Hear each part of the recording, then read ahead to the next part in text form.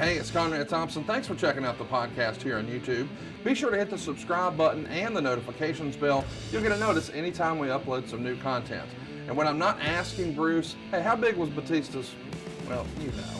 One of the things I like to do is help people save money. And if you're watching this video right now and you're in a 30-year loan, man, you're overpaying your single biggest bill and you may not even realize it. I want you to do a little experiment for me. Take your calculator out, multiply your monthly house payment by 360 payments. That's how many payments there are in a 30-year loan. That big scary number, that's your total of payments. You're looking at that number? You know you can do better. Keep more of your own money right now and go to savewithconrad.com. Or maybe you've got credit card debt. Man, it's not a matter of if I can save you money with that. Your average interest rate on a credit card is more than 20%. And by the way, all the interest you pay on those credit cards, it's not tax deductible. Whereas the mortgage interest, well, that is tax deductible. So if you owe this debt, it's up to you how to pay it back. Doesn't it make sense to get the cheapest rate possible and the greatest tax deduction possible? Find out how much money you can save right now for free at savewithconrad.com. You don't need perfect credit. Even scores in the 500s can be approved, and it's no cost out of pocket. But maybe best of all, we're licensed in more than 40 states. We can help more families than ever before. But how much can we save you? Find out right now for free with a quick quote from savewithconrad.com.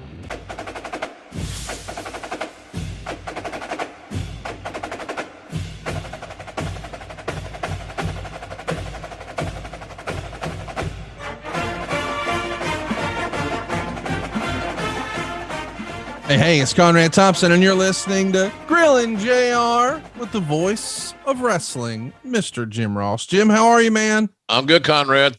Good to hear your voice. You're ubiquitous. You're everywhere. You're on every major network. You're everywhere, baby. So pulling that wagon for us, we appreciate it. All your hired help here. So it's good. It's all good. I'm excited to be with you today because we're talking about one of my all-time favorites, and I know one of yours. A Hall of Famer in any class, Mr. Terry Funk. And we're talking about Terry because turns out he's turning 77 next week. 77. He's still with us, the hardcore icon. Yep. Probably like a booking. Get him in the ring. he's a once in a lifetime talent. No doubt. As extraordinary as anybody I've ever worked with. He can do it all.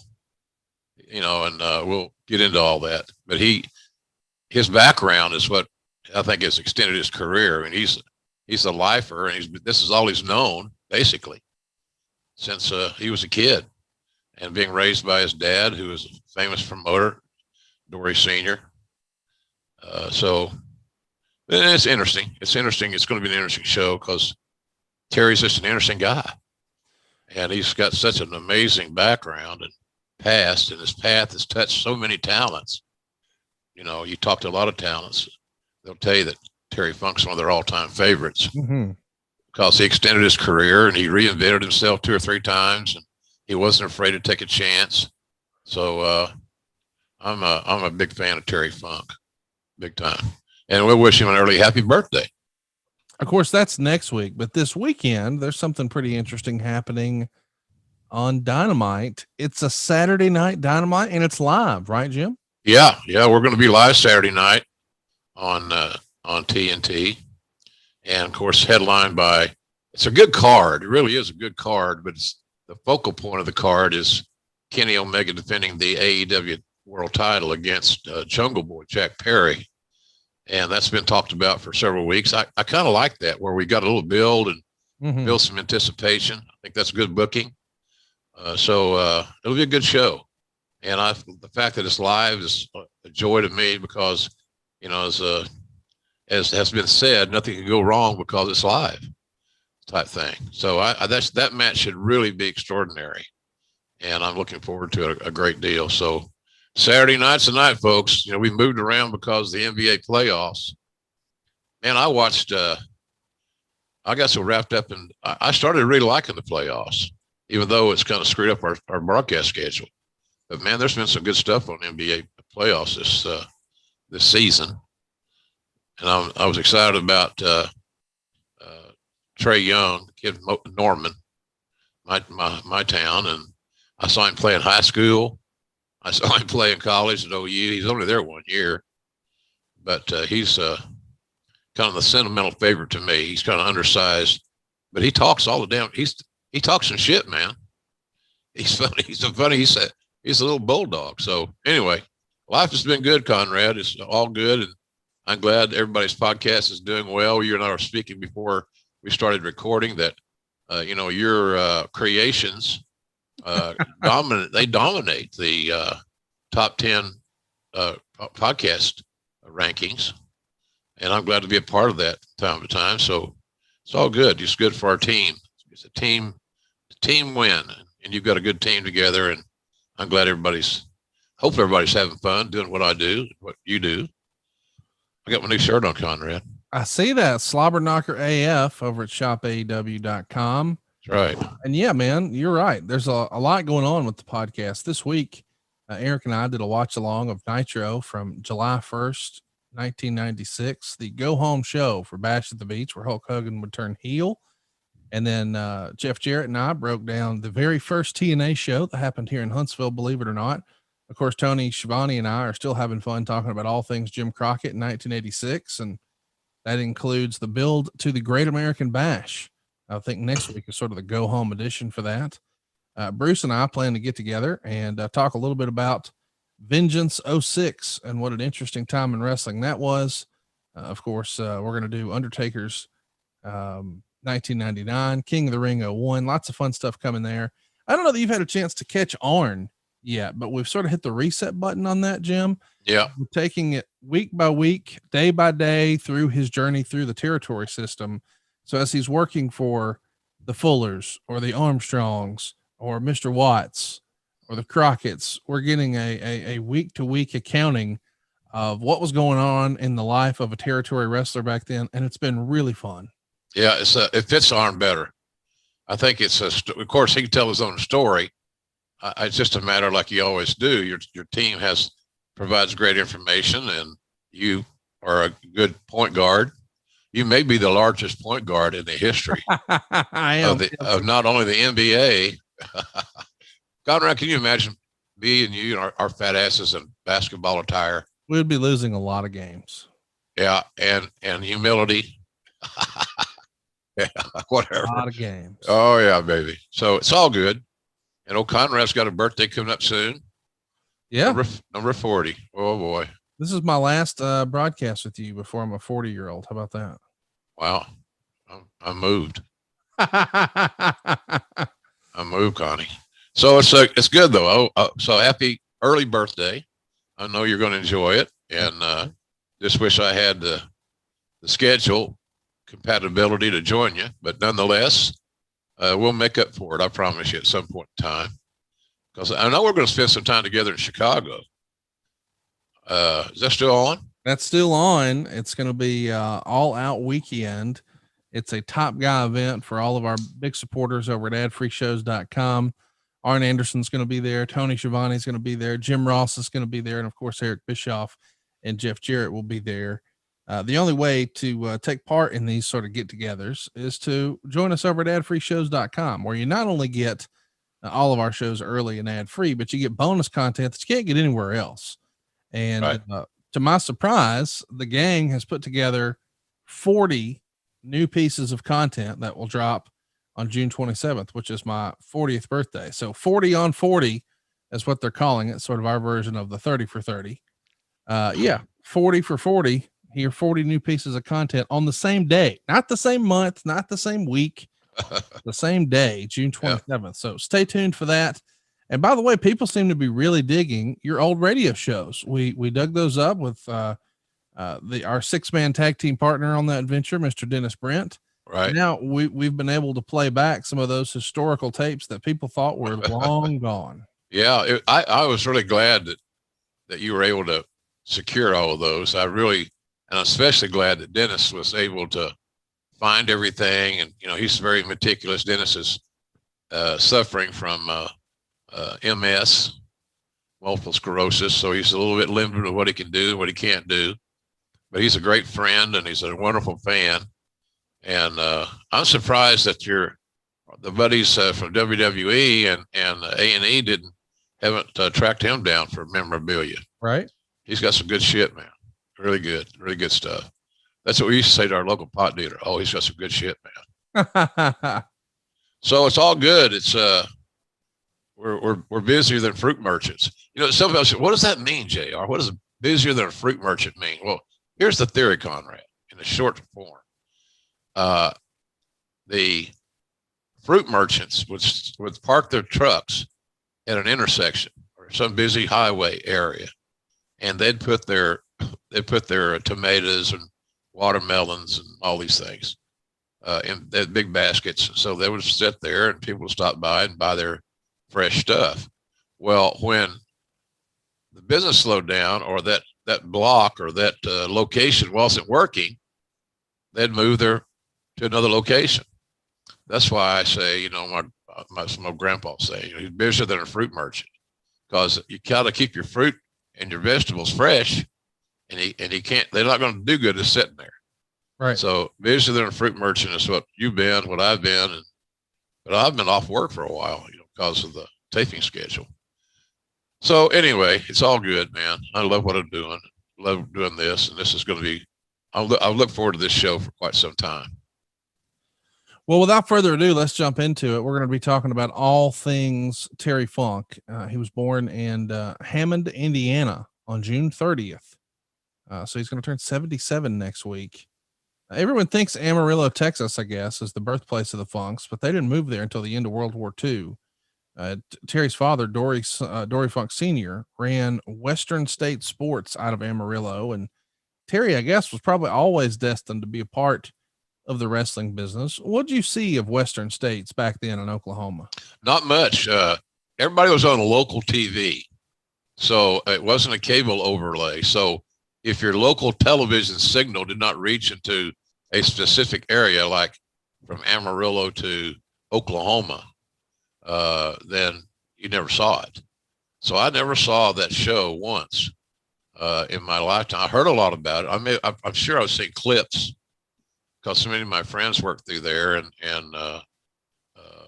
but I never saw it. But that was how it was then. That was before cable really got popular, and I don't think they were ever on a major cable system to get their national overlay. So consequently, it was all new to me. Now I knew the talents. The thing about that was, occasionally Cowboy would book some of their talents on big shows in Oklahoma. It was still a drive. It's not an easy drive. I've driven it many times to go out to watch OU play Texas Tech in football. So nonetheless, it was all new to me in that regard. Well, let's keep it going here. Terry's going to attend the famed West Texas State University, which is a professional athlete factory.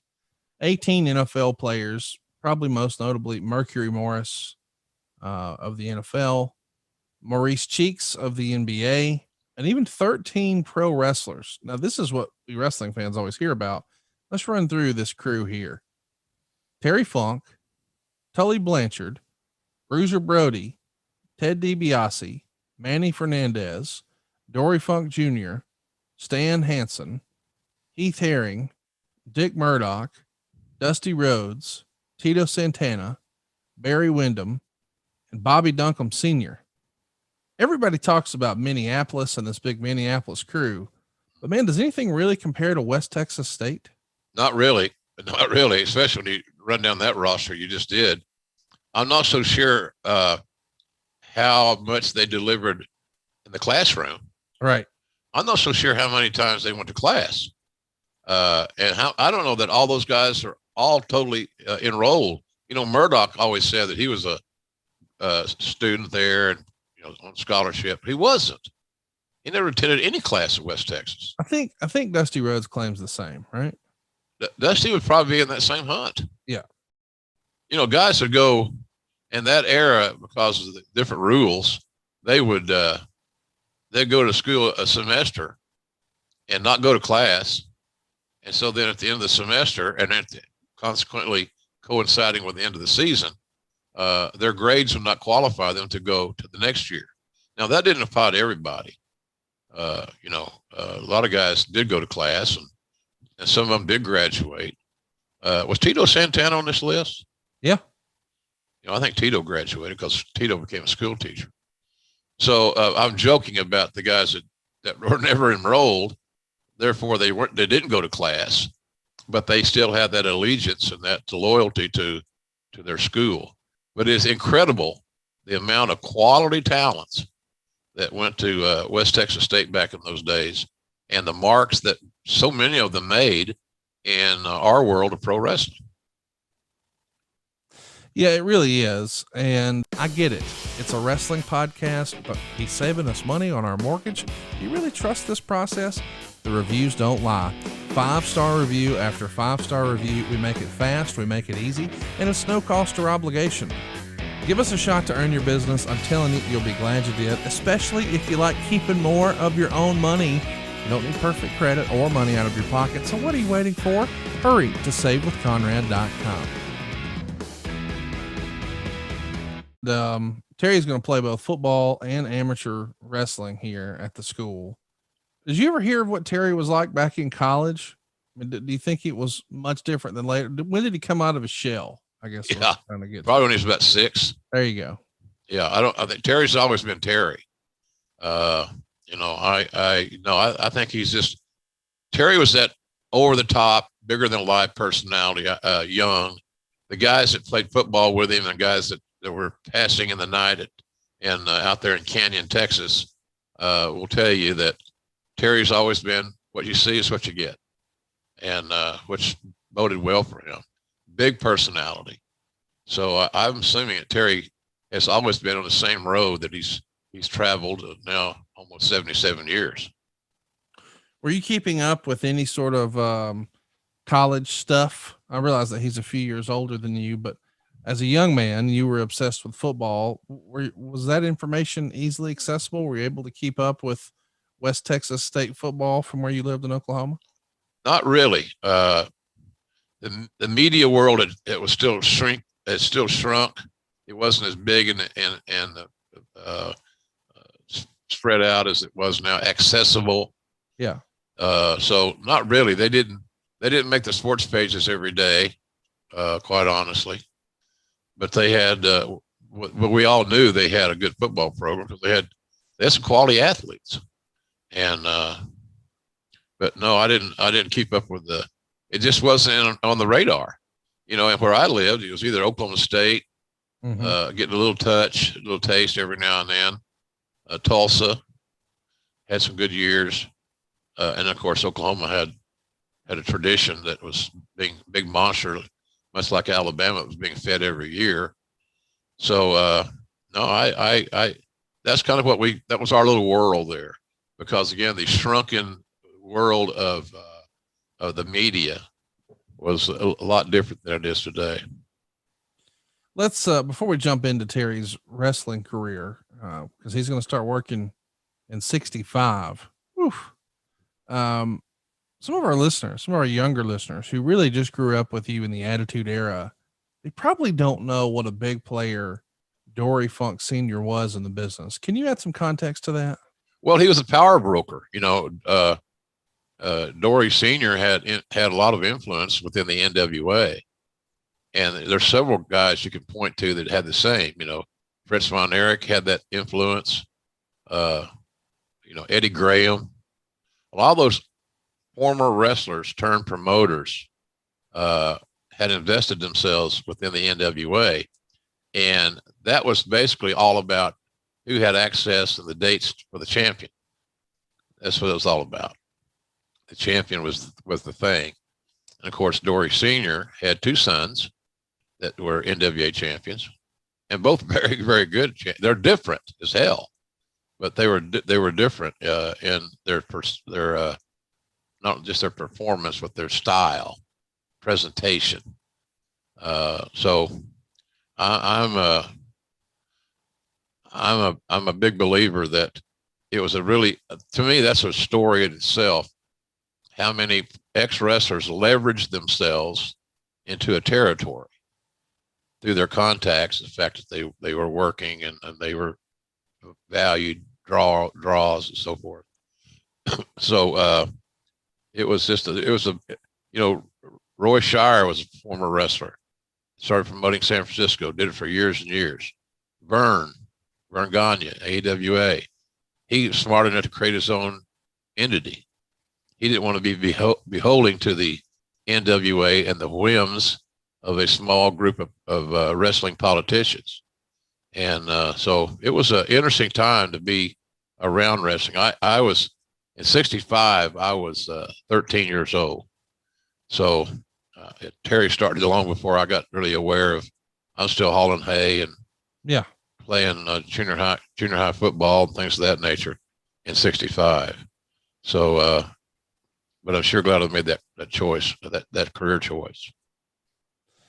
Let's talk about his debut. It happens 1965, December 9th against Sputnik Monroe. Boy, you want to talk about a wrestling history lesson. Give everybody the scoop on who Sputnik Monroe was. Well, Sputnik started, I think, in the Memphis area. Was a hell of a heel, and therefore, when he mentioned that somebody was a hell of a heel, more often than not, this next sentence will be, and they were a hell of a babyface.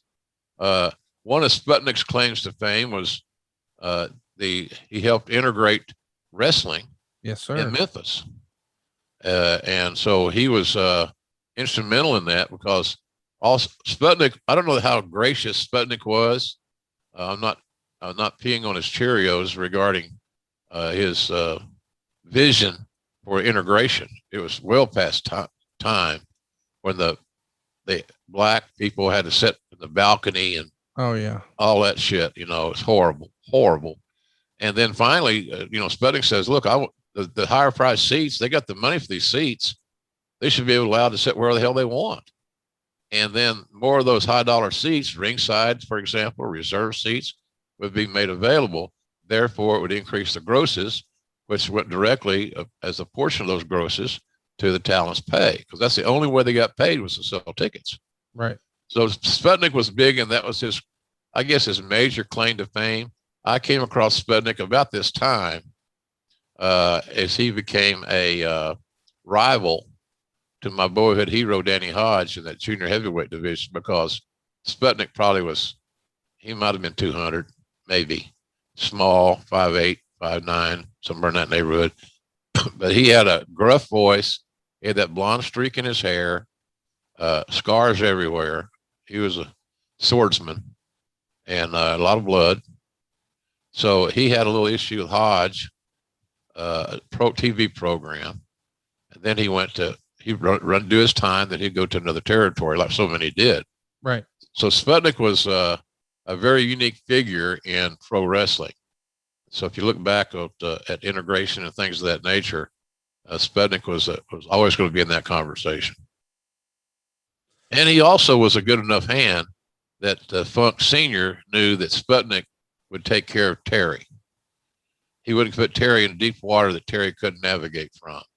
He was, a high level enhancement guy in that respect. So, they knew who to book Terry with that would make sure that Terry was taken care of, and not taken care of like you don't hurt him, Terry, that's the least of their worries, because Terry and the Funks in general are all tough guys. But it was just a situation where you want the best debut for this kid that you can. So you need a dancing partner in there that can accentuate his skill set at that point of his life. Let's also keep it going and talk about, the whole idea of him coming in as a promoter's son. Obviously, Dory's got a ton of respect. Dory Sr., that is. Terry, of course, has a brother, Dory Jr. How hard do you think that was? And I know that you're not necessarily a promoter's son, but you grew up with promoters, whether it was Leroy McGurk or Bill Watts. You're really cutting your teeth as sort of the right-hand man of a promoter. And that's no different in WCW with Jim Hurd, or the WWF with Vince McMahon. What sort of pressure do you think was added simply by the fact that, hey, you are the brother of a wrestler, and more importantly, the son of the promoter? Well, Terry never used that, as far as I can see, as an excuse or a reason. He wanted to make it on his own, and he had that great background from his father. He had the culture down. his game was still evolving. He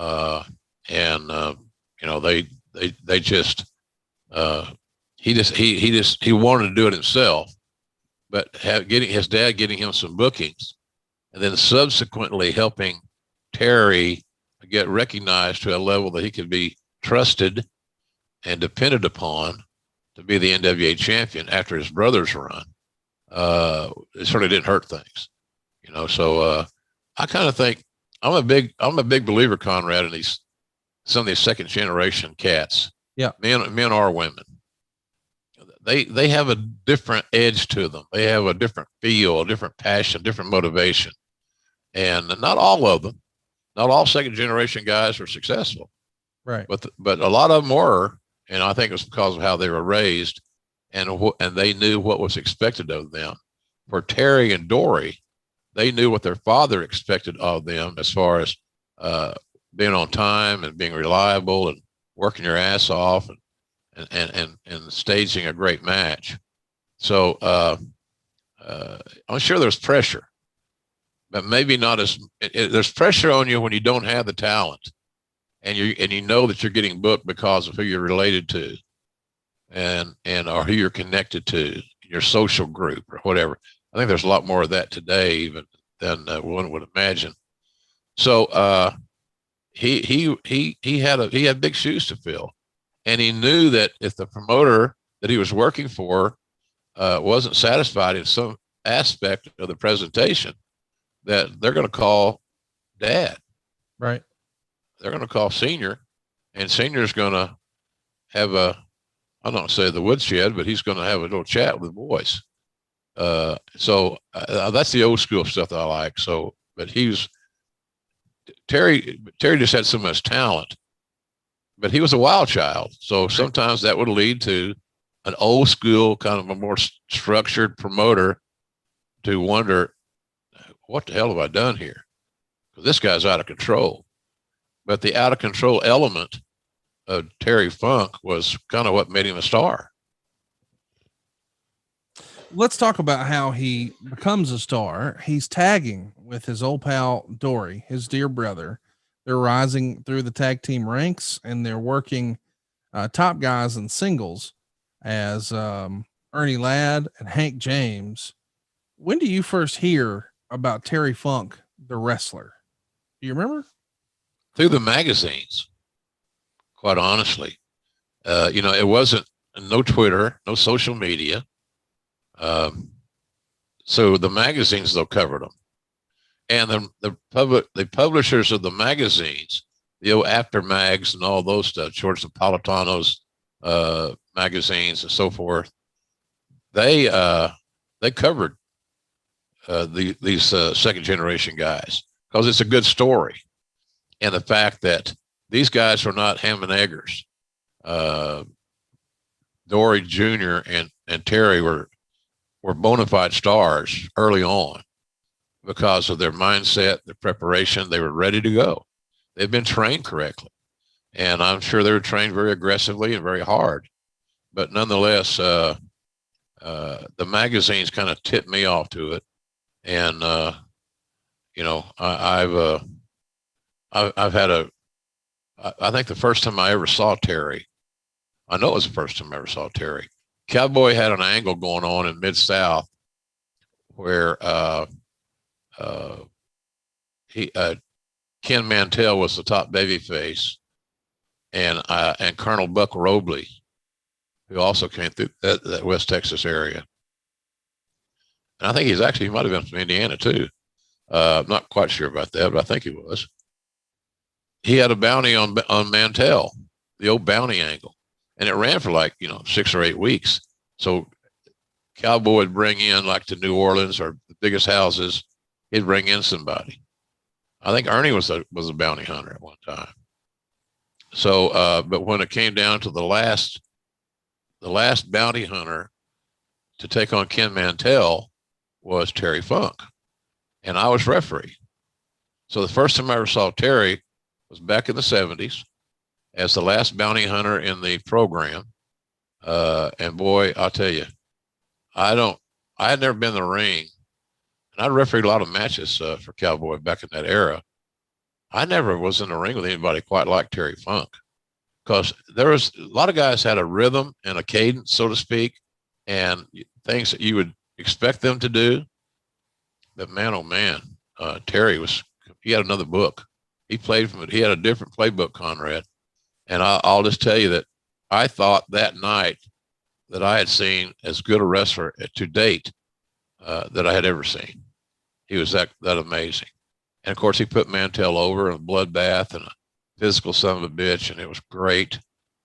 Fans loved it. It drew money. And what it did is it got Mantell over as a fighting, believable babyface. So guys like Ernie and that was the funny thing about it. I never heard anybody having any issues about doing a job, putting somebody over. It's just the way it was, a normal progression. And in this bounty hunter thing, it's always going to culminate with the final bounty, the babyface succeeding, and then moving on to the object guy, which is Buck Robley. Let's talk about his brother Dory. He becomes the NWA World Champion in 1968, and essentially the Funk Dynasty is born. What do you think of Dory being World Champion? I think he's probably Bruce Pritchard's favorite NWA World Champion. Well, that's all that matters. Whatever Bruce thinks. We have that argument all the time, because I only ever saw Dory in the later years when Dory had slowed way down. Because, Dory probably wrestled since you and I've been recording this. He's never going to stop. And so I saw him wrestle in the later years, and I was like, man, I just don't get it. And of course, Bruce being older than me, he says, you had to be there. Yeah. But I'm curious your stance, because, I've never talked about it. What do you think of Dory as the champion? I loved him because he was so solid. You look for a champion that can work with anybody. We mentioned this Saturday night, Omega is going to defend the title, the AEW title, against Jungle Boy Jack Perry. Well, it's Kenny Omega's job and responsibility to put the quote unquote shine on Jungle Jack and to do things that accentuate what Jungle Jack does well, and adapt to that, enhance this challenger. And that's what I was so proud of watching Dory. Just was, he always made everybody better. So I was bullshitting about Bruce there. I don't have no argument about Dory being a great NWA champion. I thought that he certainly was, but he's, I had a match one time. My first NWA title match that I refereed was between Harley Race and Junior. And I went back and Cowboy said, I got a good booking for you tonight. You're going to do the main event, which is the first main event I'd ever done. So I didn't start off slow. I didn't work. I kind of worked into it, but it got me heat on me with the other referees, because the Kid, as I was called, goddamn, it's been a long time since I've been called the Kid, that I was I was the chosen one for that match. And then until they found out it was going to be an hour Broadway, I didn't know walking to the ring what a Broadway meant. Right. When I was walking to the ring to do this NWA title match between two of the greatest of all time, and I think we can all agree on that. Yeah. Harley Race and Dory Jr. were two of the very, very best of all time, and they still rank that in my world. So I asked the old referee that trained me, Leo Voss. I said, Leo, kind of, the old deal. Hey, Leo, what the fuck is a Broadway? And I'm thinking, well, it's got something to do with New York. Right. Broadway. That's where's Broadway? It's in New York. So it's got something, I don't know what it is though. And he puts his hand over his mouth so nobody can hear us. It's a draw. So now I'm processing all this information. So it's a 60-minute draw. And I went into the little locker room in Tulsa. And there they sat. Old Harley was smoking those Marlboros. Junior's relaxed like he was in a coma. Just relaxed as hell. And so I said, is there anything I need to know before I go out there? This is big, really big for me. And Dory says, Harley says, "Show me how you count." So I got down on the concrete floor and I counted to 3. And he said, you count that way every time? I said, "Yes, sir." He said, "Good. Make sure you're consistent." I said, "You can't make me break if you don't see what I've done." Because Harley was a heel. You can't make me break if you don't see what I've done. So you call what you see and see what you call. It's kind of like regular sports. Yeah. So I said, fine. And Dory had nothing to add to the conversation. He was just, again, and this is, I remember them saying to each other, "Well, what do you want to do then tonight?" Well, I was still standing in that little room. And they said, "I don't know. I don't care. St. Louis, Kansas City, Tampa." They had all these matches named by town that their style. That's funny. Yeah. And so it's like the incessant screaming of Omaha by Peyton Manning. Omaha. They had their Omaha. They had their Kansas City. And hell, I didn't know what none of that meant. I'm still doing Tulsa. So anyway, that's kind of where we were with that. And that was a hell of a deal. I always thought, here's my fear. My fear was I'm going to get a near fall. I'm going to get down head to head where I can see the shoulders, and I'm going to count deliberately in a regular cadence, and I'm going to count the wrong guy out. And we're going to have a new NWA champion because of the referee screw up, which I felt like, Conrad, that I would be blackballed. Right. Fired on the spot. So I was a little, I was so tight you couldn't drive a nail up my ass with a sledgehammer. It was tight. So man. So anyway, that was my first big foray into a main event, and I was in good hands. And the other uniqueness is that I think, I know Harley was, but I think Dory Jr. was also left-handed. So that makes you reverse things. You break on the right side. They're in the corner. You stand on the guy on the outside's right because you don't want to be hit in the face with a left-handed elbow to your teeth or your nose, your eye, or whatever it may be. So it was a fun experience.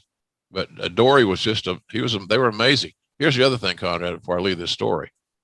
I never heard them call one spot. I'm standing next to them. Wow. I'm in the ring with them. It wasn't where guys are dependent on memorizing a match. These son of bitches they didn't plan nothing but the finish. And that was on the last 2 or 3 minutes of going to their false finish series and getting and getting to the time limit. And ding, ding, ding. So it was a great experience for me, but a lot of credit all the credit goes to those two guys. So to Bruce's defense, I just like rusted his balls. Of course. I saw something you guys did the other day where he had his little JR face up. He was doing an impersonation of me doing porn. Oh. Yeah, I saw that. I saw you bastards. Sassafras my ass. How's that for you? You know what's funny? I know how you saw that, but let's move on. Terry heads to Japan and he becomes a big star and a draw. What was it about Terry that really connected with Japanese fans, do you think? Unpredictability, non-traditional. Yeah. And still that innate ability to make whomever he was working with look better than they actually were. Junior the same way. Junior had a huge respect in Japan, much like Terry, only it was just a different style. It was in a different wrapper.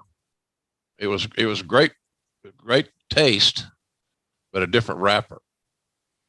And so they also had respect, and they also had the West Texas territory, Conrad. So if somebody in Japan wanted to book one of their young guys to come to the States for more seasoning, there you go. So it was a two-way thing here. It was a kind of a booking partnership. But what opened the eyes of all the booking partnership that existed there was the fact both guys are really, really good. Unfortunately, Terry's father would pass away, and he's going to help take over the Amarillo territory. And he's written in his book about how tough those times were for him. Have you ever heard any stories about that time in Texas and what the Amarillo territory was like once Senior passed away? Well, it's like, I think it was like a lot of territories, Conrad. You had one alpha male that ran everything and handled the payroll, the routing, and generally the routing was not a big pain in the ass because they ran the same towns on the same night every week. So you had a route. So that wasn't too challenging. But booking was the big thing, and bookkeeping, things that wrestlers, sometimes you get burned out on booking. Right. You see the same faces and do the same things. And so that's why owners would hire bookers. And, but all I would say to that matter is that, when Senior died, it left a massive void, not only in the lives of his two sons, but also in the office. They were prepared to be wrestlers. They were not prepared to be, specifically be, administrators. So I think that was probably the rub there. Just got thrown into this deep water in a very unfortunate way. Let's talk about what's next for Terry. It takes him 10 years and a little bit of controversy, but he eventually becomes the NWA World Heavyweight Champion. As the story goes, Dory Funk Jr. failed to show for a title shot against Jack Briscoe in Miami. Terry shows instead and defeats Jack on December 10th. Before we get into Terry's victory itself, the story behind Dory Jr.'s NWA title reign ending was he was supposed to drop the title to Jack, but then, quote unquote, got hurt in a truck accident. And Dory wound up losing the title instead to Harley Race, who then dropped it to Jack Briscoe. Many at the time questioned it. It was a little bit of world title controversy. Do you think Jack had any issues dropping the title to Terry, or was Jack just business? What do you think? Jack was business. And I also, knowing Dory Jr. as well as I do and have for 30 plus years, I just find it challenging to believe that this is some grandiose plan so that the Oklahoman didn't beat the Texan in Texas for the coveted NWA title. Right. Maybe it's just because of my Pollyanna vision of it. I don't want it to be true. And I don't think it was true with all that controversy. Sounds like a storyline to me. And, but then all of a sudden you got several guys that, have, I don't want to say squatters rights, Conrad, but you got a lot of guys now in that chase. Right. And so, and subsequently going forward, how many great Jack Briscoe Funk matches were there? Even Jerry and Jack, the Briscoes versus the Funks, was a big deal. But there was always that kind of a friendly, it might not have been so friendly, but there was a non-violent rivalry. And quite frankly, I know it sounds ridiculous, but it's all that Oklahoma, Texas rivalry shit. So, but I don't think that Jack would have had any issue doing business with anybody that the NWA selected because he was a class guy. And Jack also knew that as this program evolved, he was going to be the champion. So I don't know. It makes for a good story. I've heard a lot of renditions of it, but I just don't believe that Dory Jr. would avoid losing the title. And I think it was scheduled to be lost in Houston, right? I think. Yep. You're exactly right. So, it's just kind of the folklore says to me that Dory Jr. would not fulfill his obligations. I don't want to believe that. I have nothing to prove it to me that it was true. Now, Bruce may have a better answer because, Bruce is so connected to Paul Bosch in Houston, and that's where Bruce's hometown. He may know more about that particular issue than I probably does, but I just refuse to believe that was happening. Put in the context. Of course, these days, Nick Aldis is doing a great job as the NWA World Champion, but back then the WWE wasn't what it is now. It was a territory, and obviously AEW didn't exist.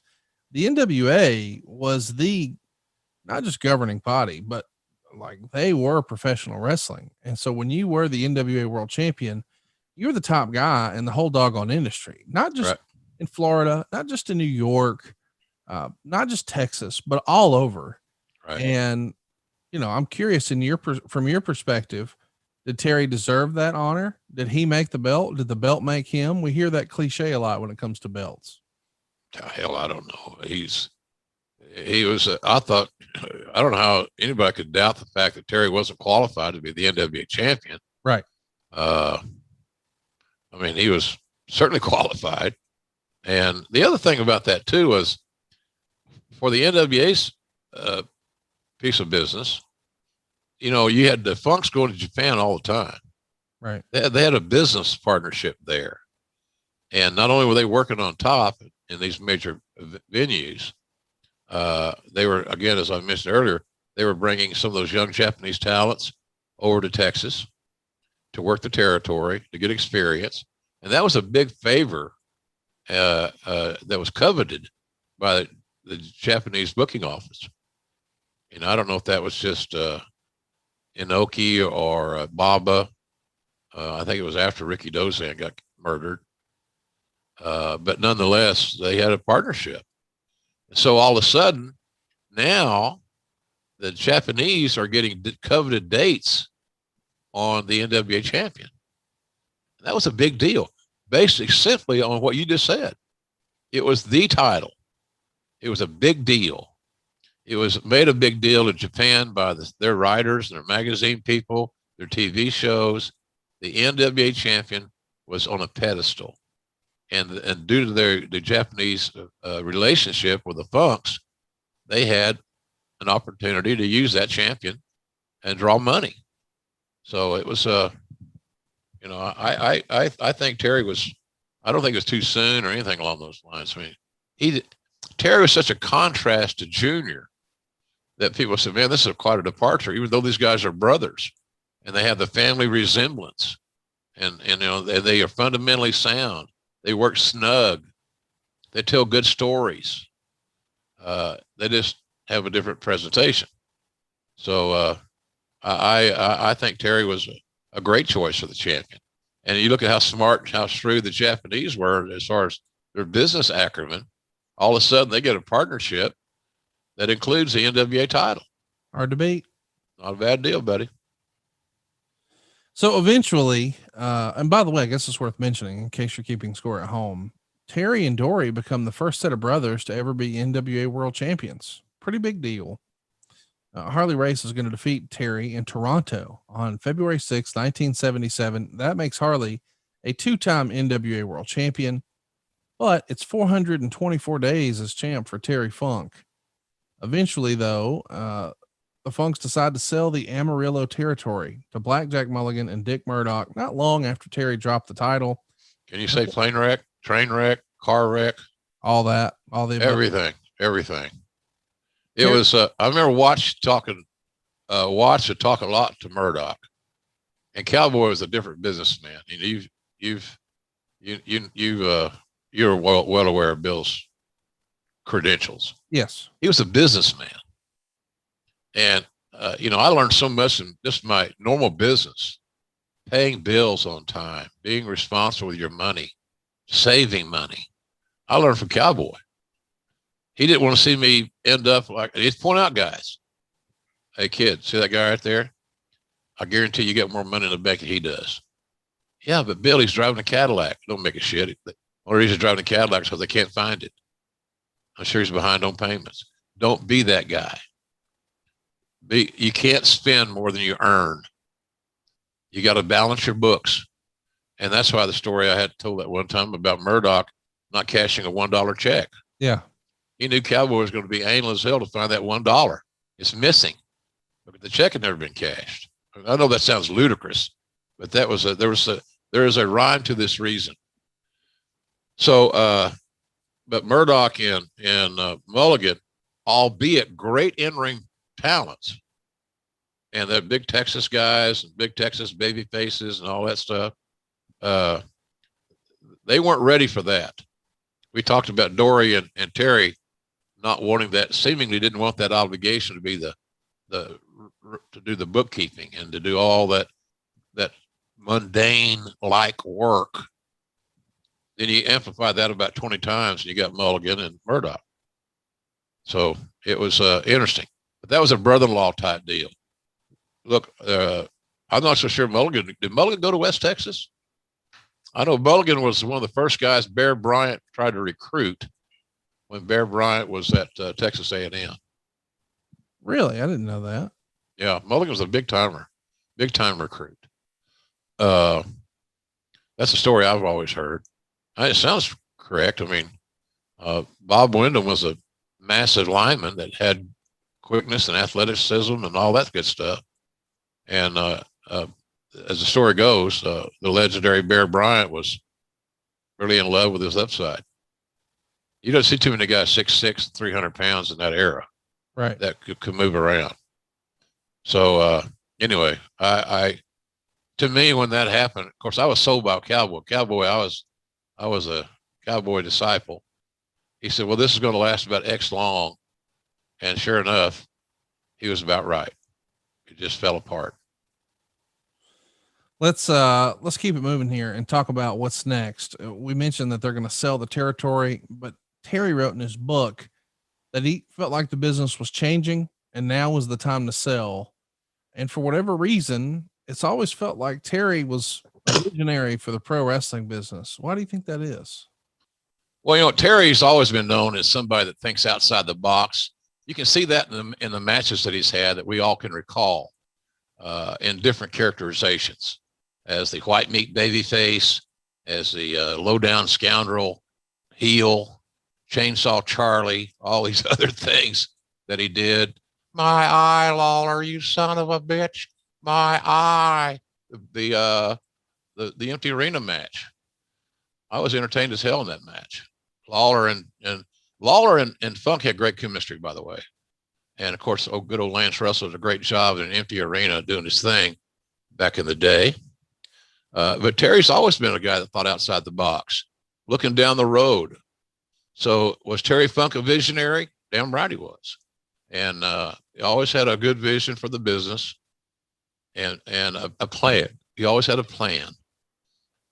And he would think things through to see if they worked or not in his mind.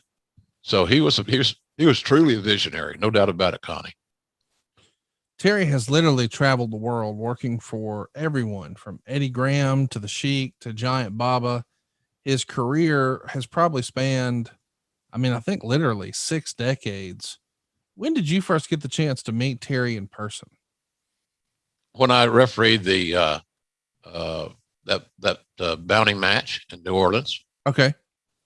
So that's even though, okay, I got you. I thought that was perhaps a different time because it was 1975, I think, or 76, mid 70s, Connie. I got in the business in 74. And so within not too long after that, Cowboy had me doing multiple things. I learned the great skill of being able to roll a joint while I'm steering the car with my knees. Oh, that was a great trait. I'll do that for you someday if you want. Thank you, though. It will tape it. No kidding. But refereeing and helping look over booking, and looking over booking meant this. It didn't mean that I was this young kid that was this prodigy that was booking events for Cowboy. What it meant was that I would look at the booking to make sure he had not inadvertently double booked somebody. You didn't want, a guy to be in Lafayette and Oklahoma City at the same time. That won't work. Not even for Cowboys. So little things like that, but it helped me in my education about the business and behind the scenes. And then certainly the same thing, he would give me tapes to look at to see if I saw somebody because I was 22 years old. I was young. I was the demographic that he kind of wanted to, hang with. And I said, well, I thought this guy was pretty good. Or this guy here kind of seemed like he was playing a wrestler. So I learned a lot of things in that scenario.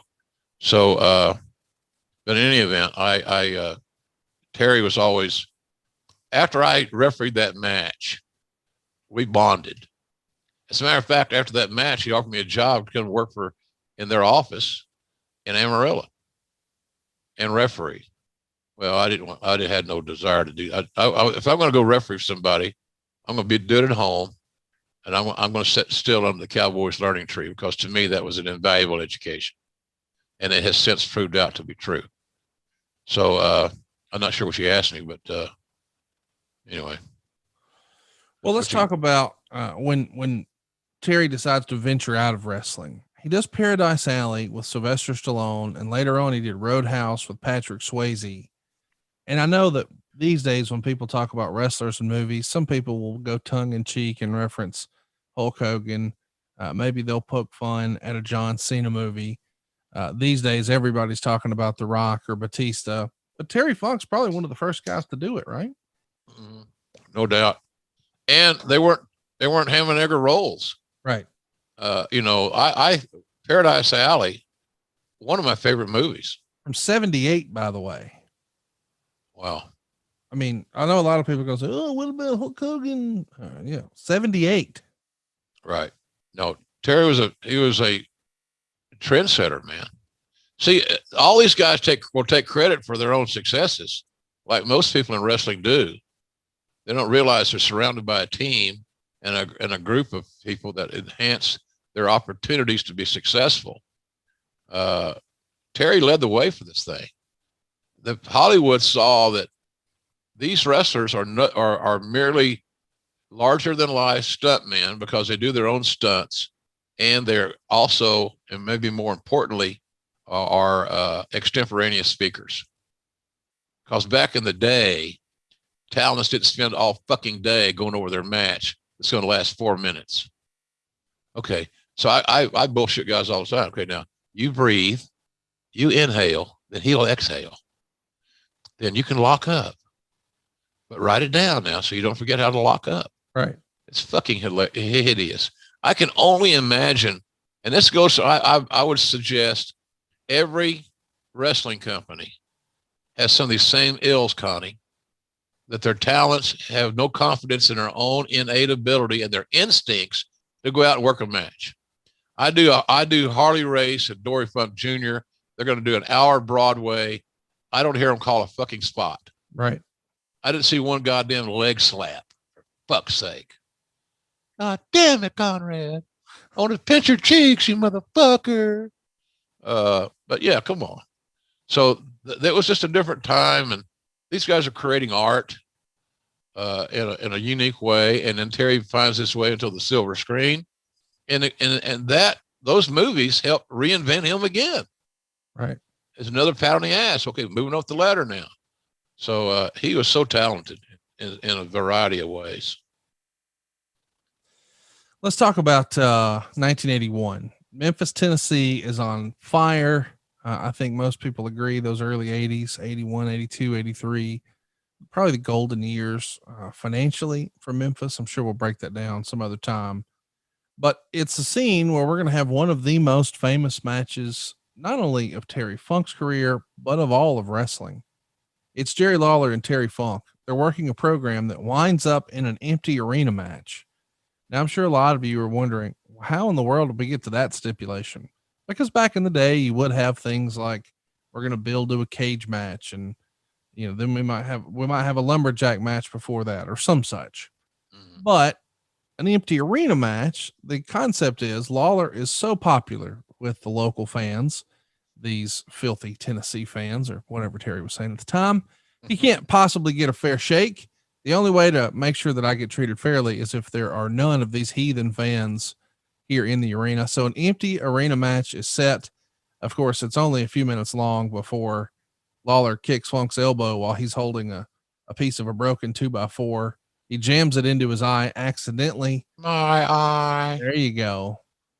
Tremendous piece of business. What did you think of this creative when you first saw it? I loved it. Because it was so different and unique, and I hadn't seen it before. We said on this show many times that wrestling fans inherently like new.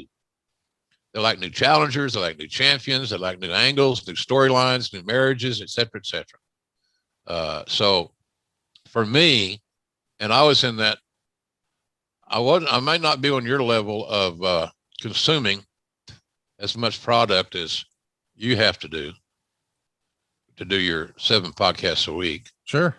But it was different. And you had Lawler and Funk. I don't know. They could have a match in a fucking cardboard box and I'd buy a ticket for it. Yes, agree. So you had those two artisans doing their thing in an empty arena. And then, so it creates a whole different audio dynamic. It's different ambiance. And then you had good old Lance Russell there working off a stick mic, as I recall, which is hard to do. A lot of fans don't understand how hard that is to call a match on a stick mic without any headsets on. Can't hear yourself, can't hear the crowd, can't hear a pop, a slap, or a chop, or whatever it may be. So that's why I always give credit for Lance. He's one of the best ever. He may be the best ever. Hell, I don't know. But he's a hell of a good guy.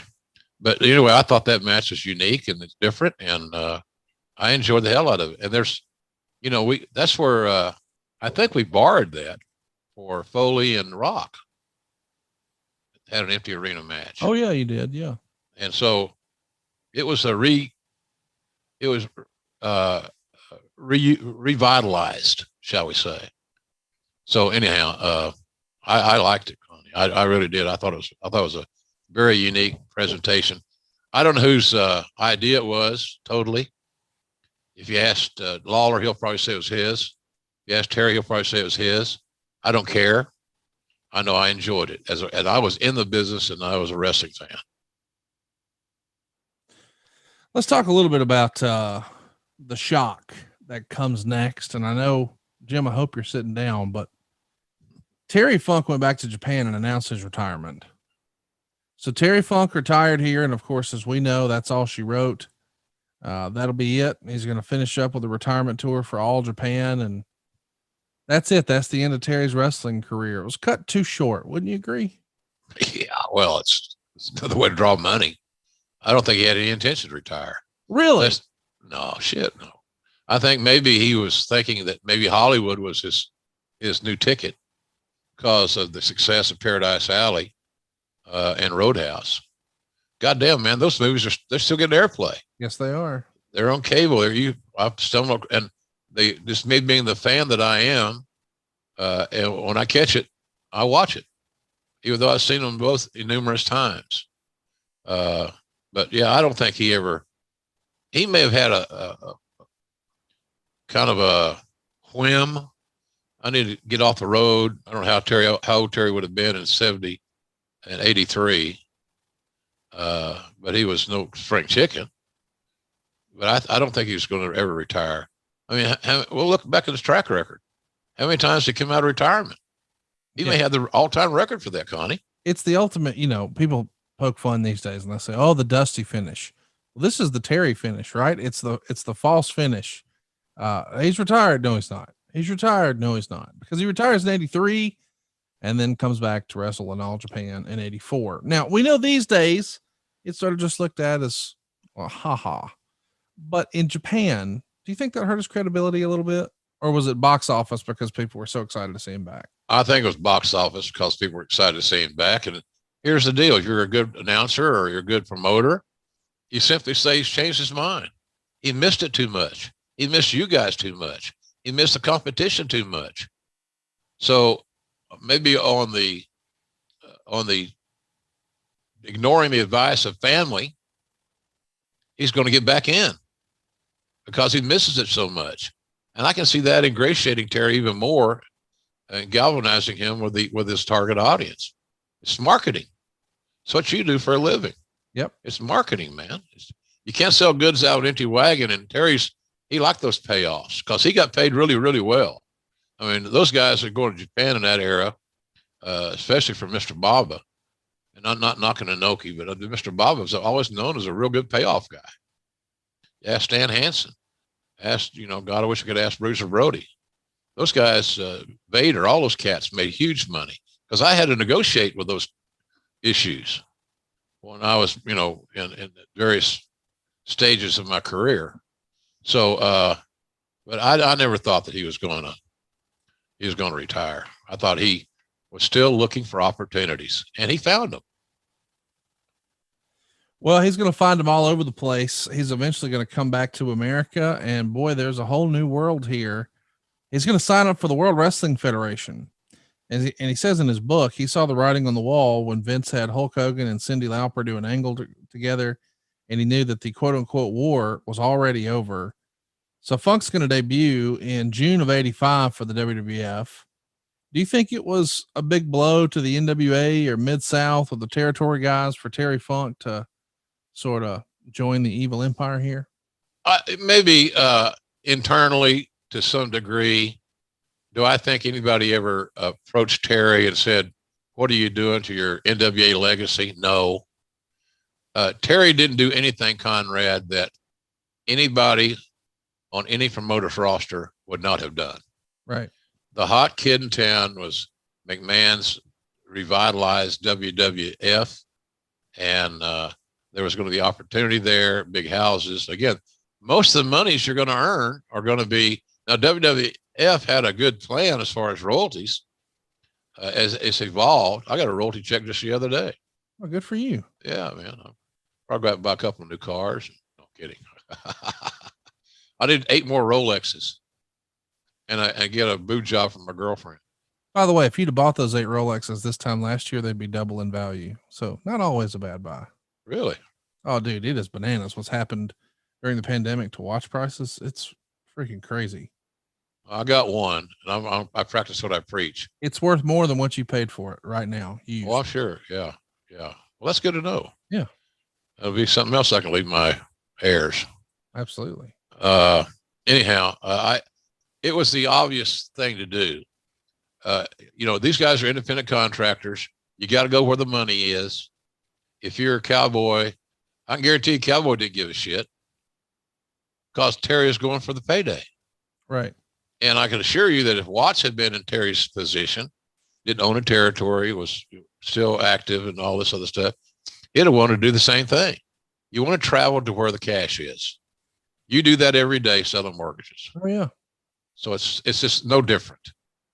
So, but some of the guys, just to make a good show or to make a good stand or impression, would say, "Oh, I can't believe he did that to us." Bullshit. You guys can't even fucking agree to where to go to have lunch. So who gives a shit?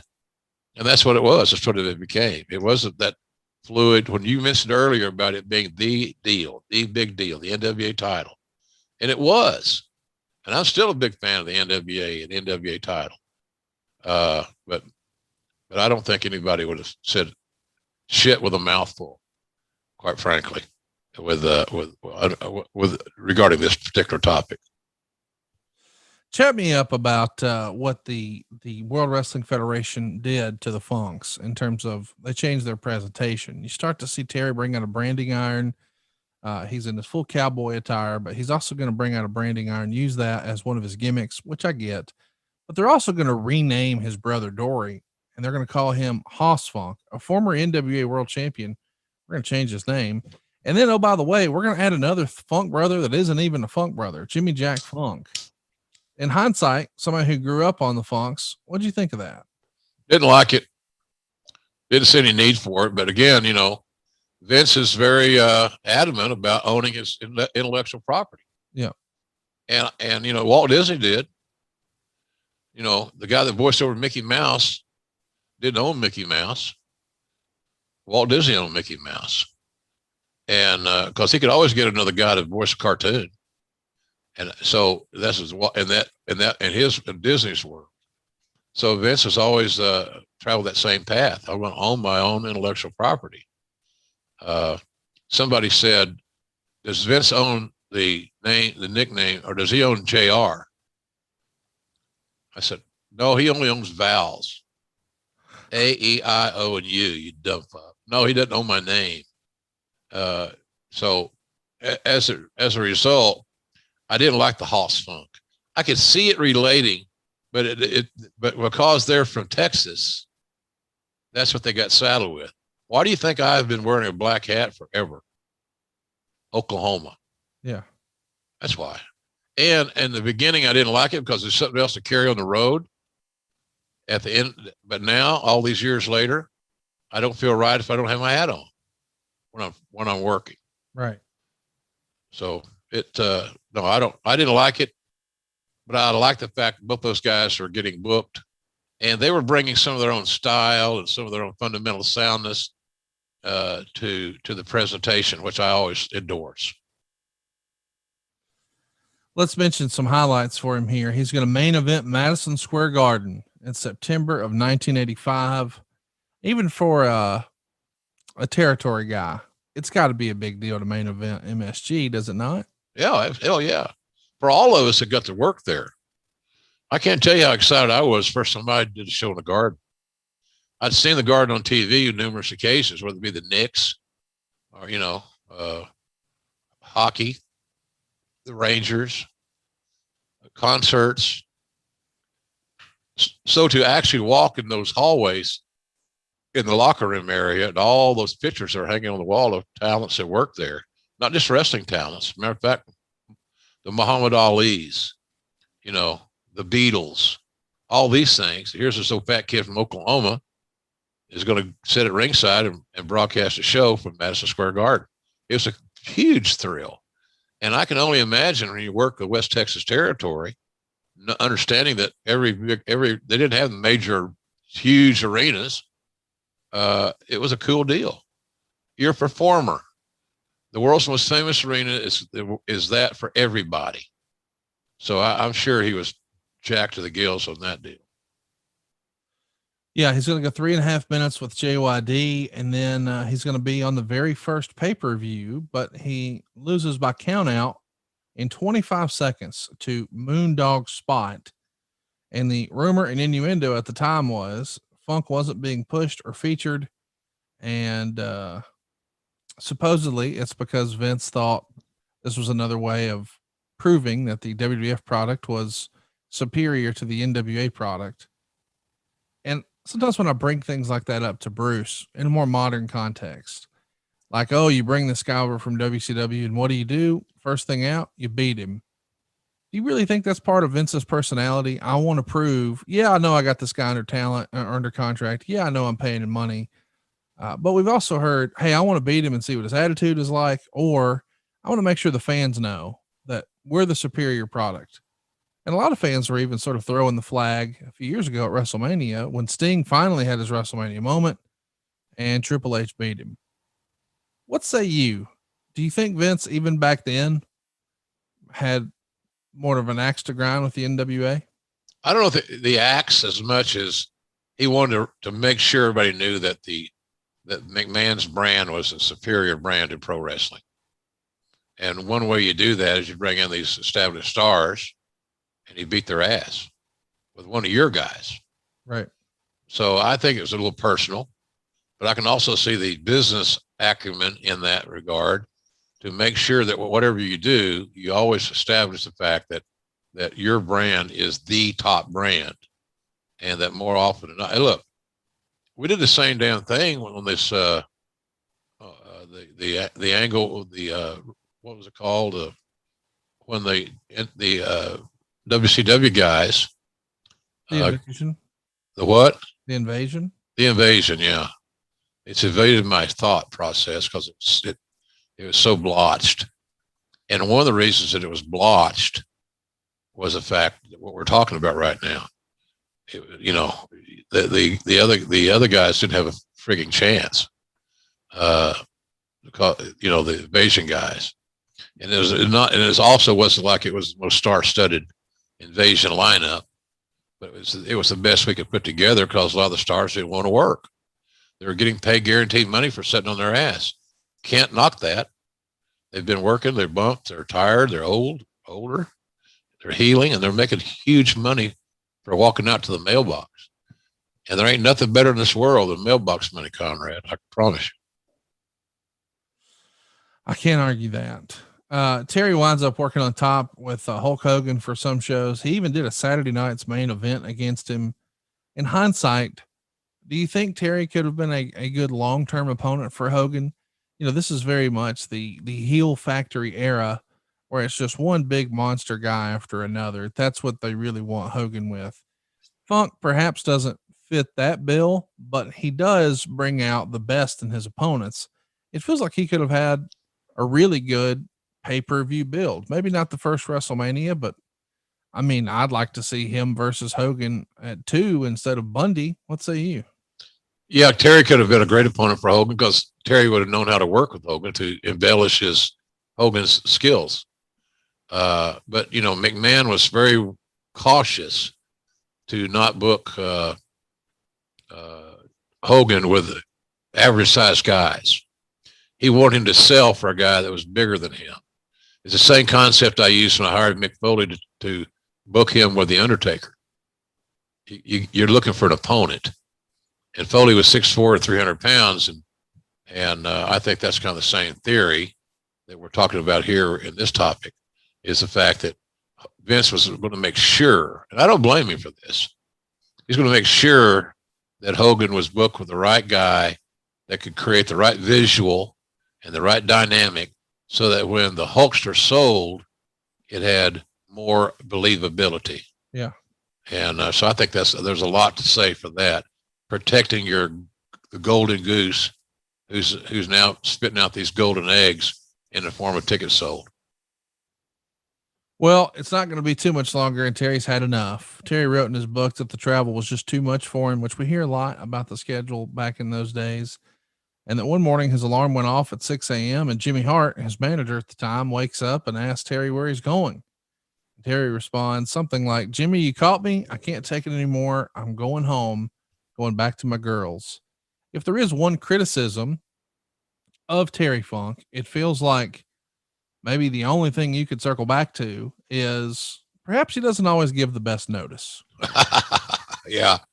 Well, you know, he was a true independent contractor. He got burned out. Simple as that. He had burned out on the travel.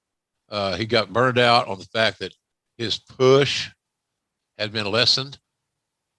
And so he saw the handwriting on the wall, was going to cut his losses before they got too stacked up, and he walked. I'm not advocating that, but that's the way that Terry played the game, and he knew that it was time for him to go. You know, what was he going to do? Stick around for another few weeks so he could do more jobs, right? So he just helped facilitate their decision for WWE, WWF, whatever it was at that time, and to cut his losses and move on. He knew he wouldn't have an issue get booked, and he didn't. Let's talk about 1989, because that's really the next time we see him on a major stage. He's going to take a little bit of a break from wrestling, try his hand at some acting, do Roadhouse and some other things. And then eventually Jim Hurd reaches out to him in 89 about bringing him in. And when I saw that in the research, I thought, well, boy, that's got JR's fingerprints all over it. What can you tell us about Terry Funk coming into World Championship Wrestling in 89? Well, you know, I talked to Hurd about a lot of things. And because again, you know, the dynamic there, the booking committee and all that stuff. Well, as soon as 3:30 or 4 o'clock came, those guys are on planes to Charlotte or wherever, getting home. And so that would leave me with Mr. Hurd, which I didn't mind, quite frankly. You know, we had good conversations about football and sometimes about wrestling. But I told him that I thought that Terry could help us, and I thought he could help the roster, not just a match. I said, and plus he's got a great way of booking himself. He understands what he can do, what he can't do. He'll do a believable angle. And I think he's a fresh face, and he's got a great name, great reputation. And at that time, you know, we were honoring the NWA title a little bit more, and he's a former champion. So, but Terry exceeded what I perceived he might do when it came to WCW at that point in time. He over delivered, in my opinion. Let's talk about how we bring him back creatively. He's doing commentary with you at Clash of the Champions for Steamboat versus Flair, the classic match from the Superdome. How was Terry to work with in the color commentary role? Loved it. I loved it. It was a new adventure for him. It was a new challenge, Conrad. It's like, you're getting so involved in broadcasting because of the shows that you do with your roster of misfits, including me, that it's fun when you get to do a shot like you did on the A&E thing with the Flair robe. It's fun when I'm Conrad Thompson, your host of that dark side stuff, and which is good. So you get the itch a little bit. You kind of get this. I think I can do that. It's another place to go. So I think that's kind of where Terry was. It was he had done commentary for a match or whatever, but we did the whole pay-per-view or the whole clash or whatever it may be. And I love working with him. I really did. He used the same logic, the same skill set. He's a great talker. He knew how to get talent over. And he wasn't like so many pro wrestlers who want to become a commentator, but they're still very much prioritizing their words to get themselves over. Yep. And that was not Terry. Terry got the talent over, and coming from an NWA champion, former NWA champion, Hall of Fame level guy, made sense, and people believed it. And as his partner, I wanted to make sure that I would give him any kind of ringing endorsement I could that this is coming from a former NWA champion, and that means a lot in our world, and it did mean a lot in our world. So he was fun to work with, fun as hell. But he did that. We approached. We went over things like how to get in and out of a segment, Conrad. But in the middle, like after the bell rang, so to speak, it was all ad lib, and it worked out really well in that respect. I love working with him. I'd work with him again if I had an opportunity. Well, we know that eventually it's going to be announced that Terry Funk is going to be one of 3 judges at Wrestle War 89. As a reminder, we've got a bit of a controversy. This is the middle of the trilogy. In Chicago, Funk picks up the win. He becomes the world champion, but there is a second referee involved. So they schedule the rematch at the Clash. It was poorly promoted. The quote unquote booker gets shown the door as a result of how poor the attendance was, but it is one hell of a long match. And now it's time. Oh, there's a little controversy. Was Flair's leg under the rope? Wasn't it? So now it's the war to settle the score at Wrestle War 89 in Nashville. But we wanted to make sure that we have a definitive winner. So we're not just going to rely on the referees. If this thing comes down to a draw, we're going to have a winner because we've got 3 judges at ringside: Lou Thez, Pat O'Connor, and Terry Funk. Not bad. Buddy, this has your fingerprints all over it. Am I wrong? No.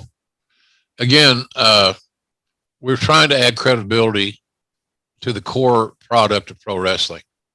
And that'd be like doing baseball. Okay, we got Mantle, we got Gehrig, we got Babe Ruth. I think we have our hitters lined up. I think we're good. And I thought the same thing about this deal. Lou is such a iconic figure, and so affiliated with the NWA including on a global basis. Pat O'Connor from New Zealand, had his run back in the 60s.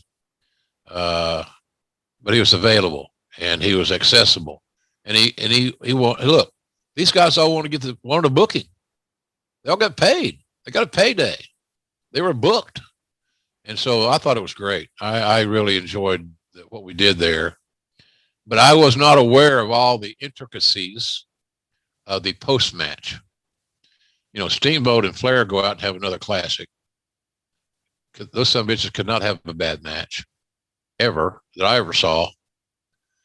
But boy, the post match was magnificently historic, without a doubt. The post match is really something else. As you know, Flair's going to beat Steamboat. Terry Funk interrupts your interview with Flair and asks him for a title shot. Flair, who's now babyface, says, well, Terry, you're not really in the top 10, and the NWA has the top 10. Funk snaps. He puts Flair on the floor, tries to pile drive him through a ringside table. It doesn't break, but it is an early, table spot and a huge angle at the time. I assume this was some of your creative. Was Flair involved? What can you tell us about this? No, it wasn't my creative. I was surprised that it even happened. I knew they were going to do something post-match. And generally for me, my work would be better if I didn't know every little detail. Because what happens is that you precondition yourself as to what you're told will happen. Then something comes up that you got to call an audible.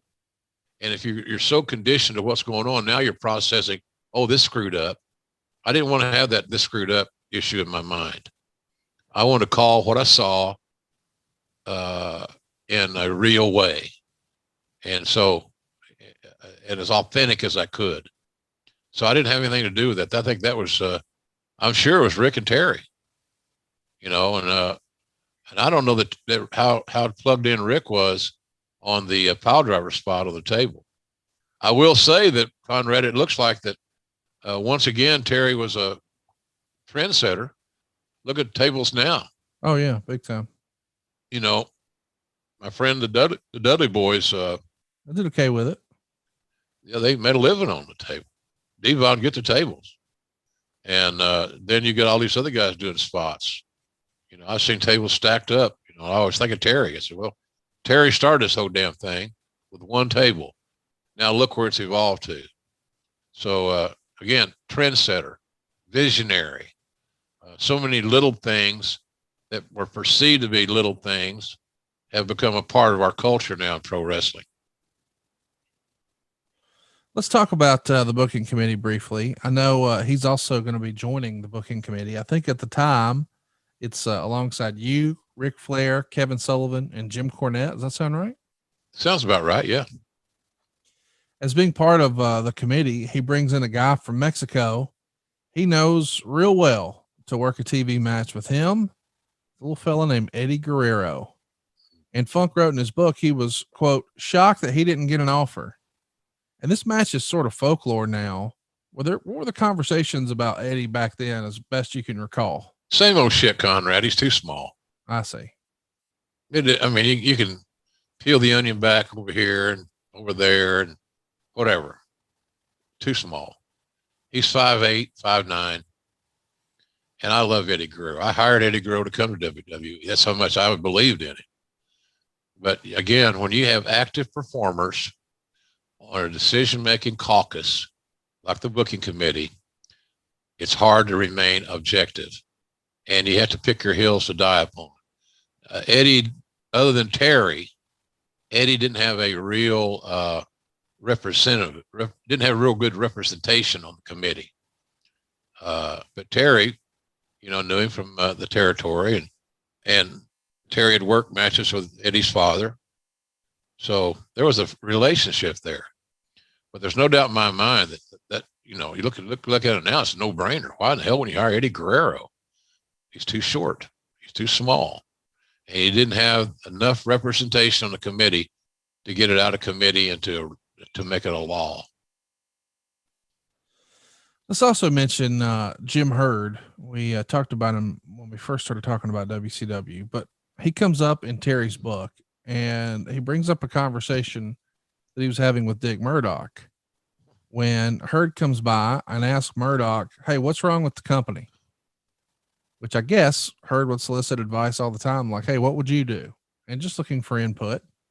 Well, supposedly, as the legend goes in Terry's book, Murdoch answered, well, Jim, it's you. You don't know a goddamn thing about this business. And that was an opinion shared by a lot of folks in the locker room, but I don't know that a lot of folks just said it straight up to him. Do you remember this story? I remember the story. I didn't hear it. I wasn't a witness to it, but I could certainly see it happening. But that was Murdoch, outspoken, and Murdoch probably in his own unique way was trying to help Hurd. Right. Maybe you should back out of the day-to-day and the creative, because that was probably one of Mr. Hurd's biggest downfalls, is trying to get involved in creative. And that was a mistake, quite frankly. We got the illustrations, we got the evidence, hunchbacks, ding dongs, some of that shit. Ric Flair getting a haircut, all these things.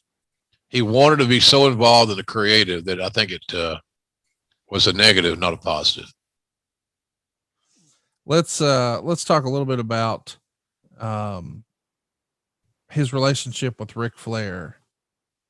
Terry wrote in his book that Rick was upset with the promos he was cutting on him while he was out, quote unquote, injured. Do you remember there being some, I mean, obviously Terry and Rick are the best of friends, but Rick can be an emotional guy, as we both know. Yeah. Remember him being upset with Terry? Yeah, I do. And I remember getting phone calls. What are you guys trying to do? Kill me? Wow. No, Rick, we're not trying to kill you. We're selling a fucking angle. Anybody that knows an angle and how you sell it will be you. So, no, we're not trying to kill you. But you know, a lot of the guys, he knew Rick would always get a straight answer from me. He always also knew I would take his call.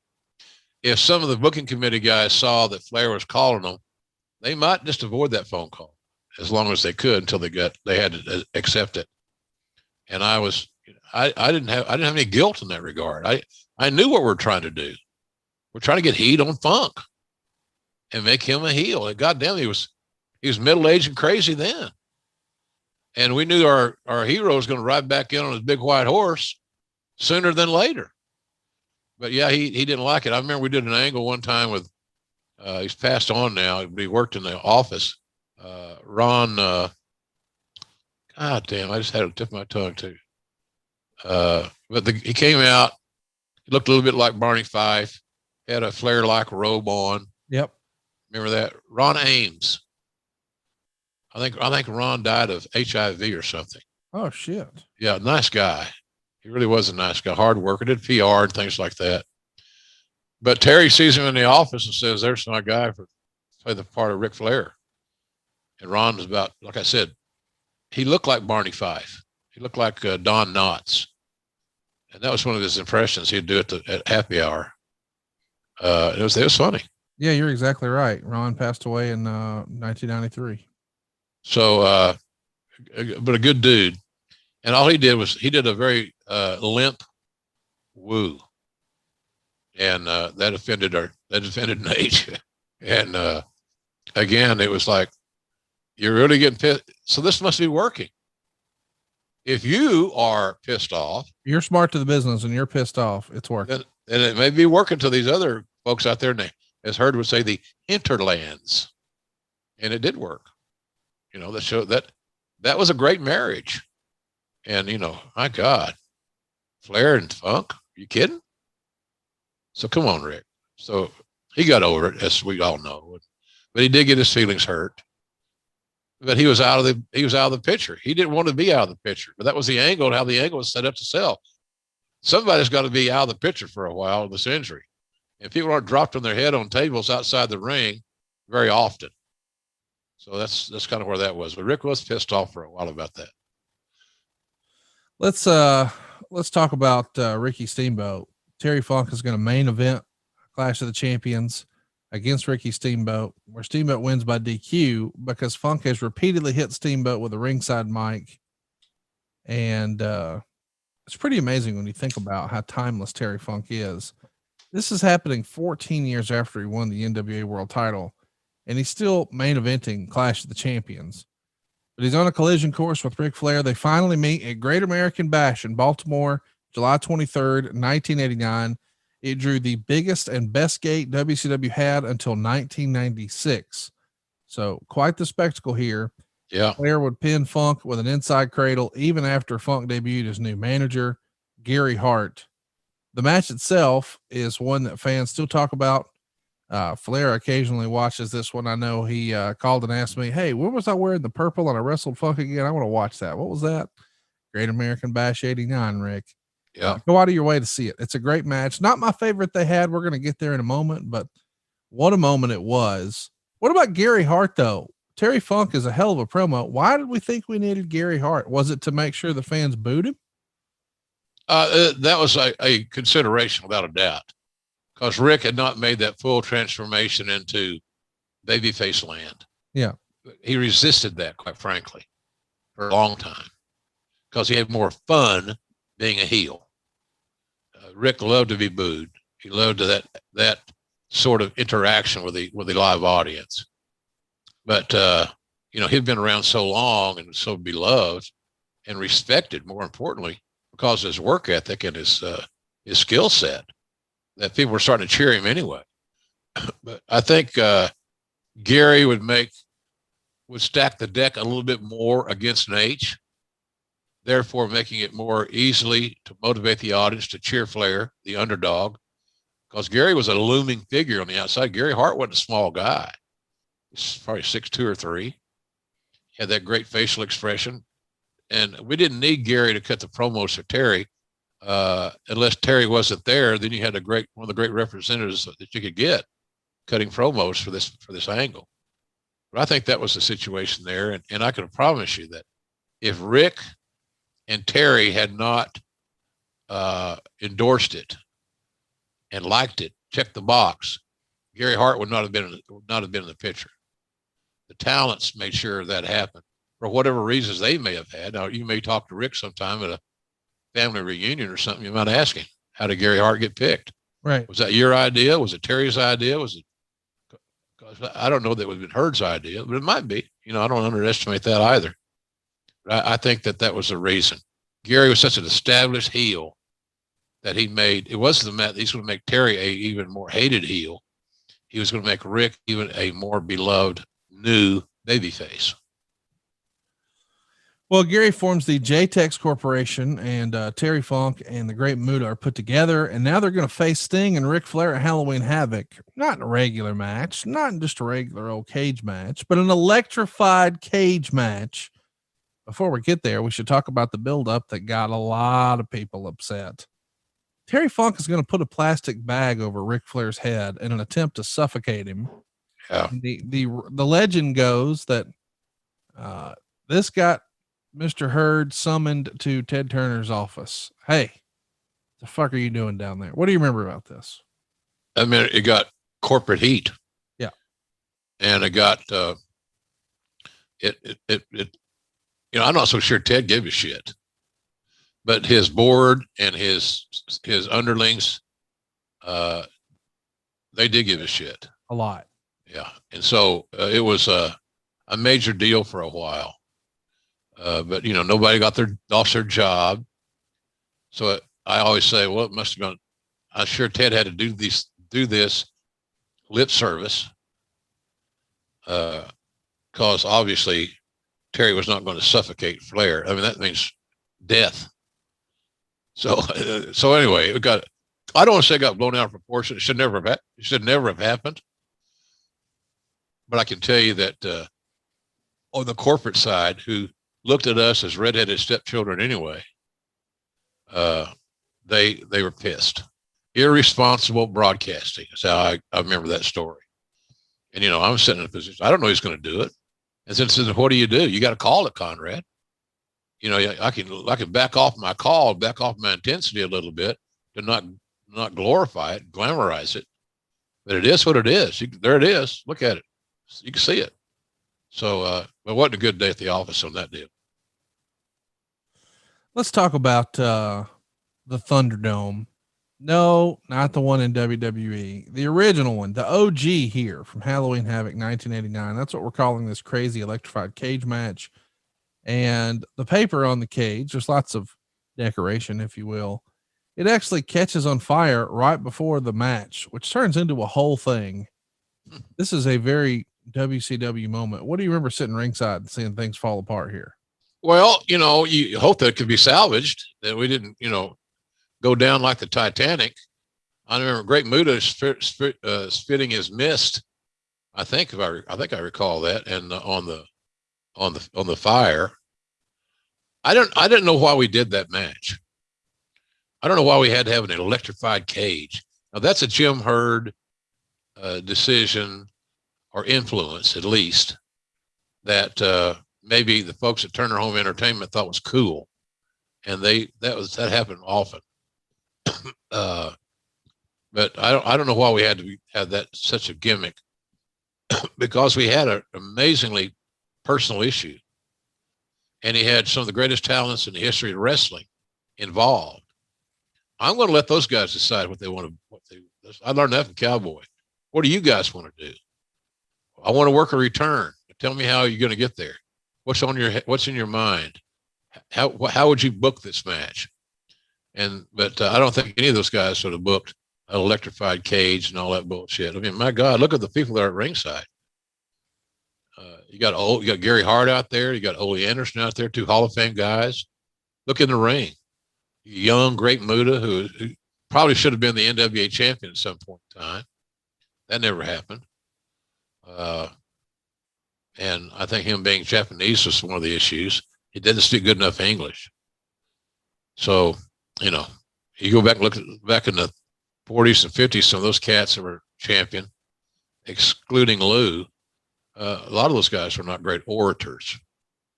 But they were hired and they were kept on because of their work in the ring, not for their verbal skills.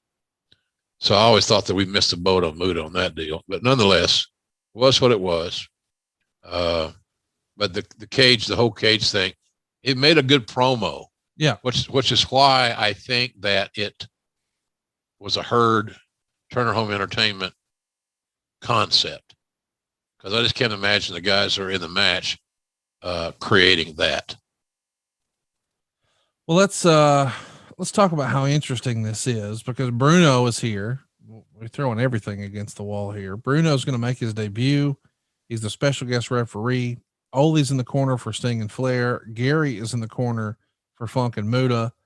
And the match ends when one of the cornermen throw in the towel. Flair has Funk in the figure 4. Ole's punching Gary Hart, who happens to throw the towel in, and now Sting and Flair are the winners. There's so many finishes in this era designated to be cute.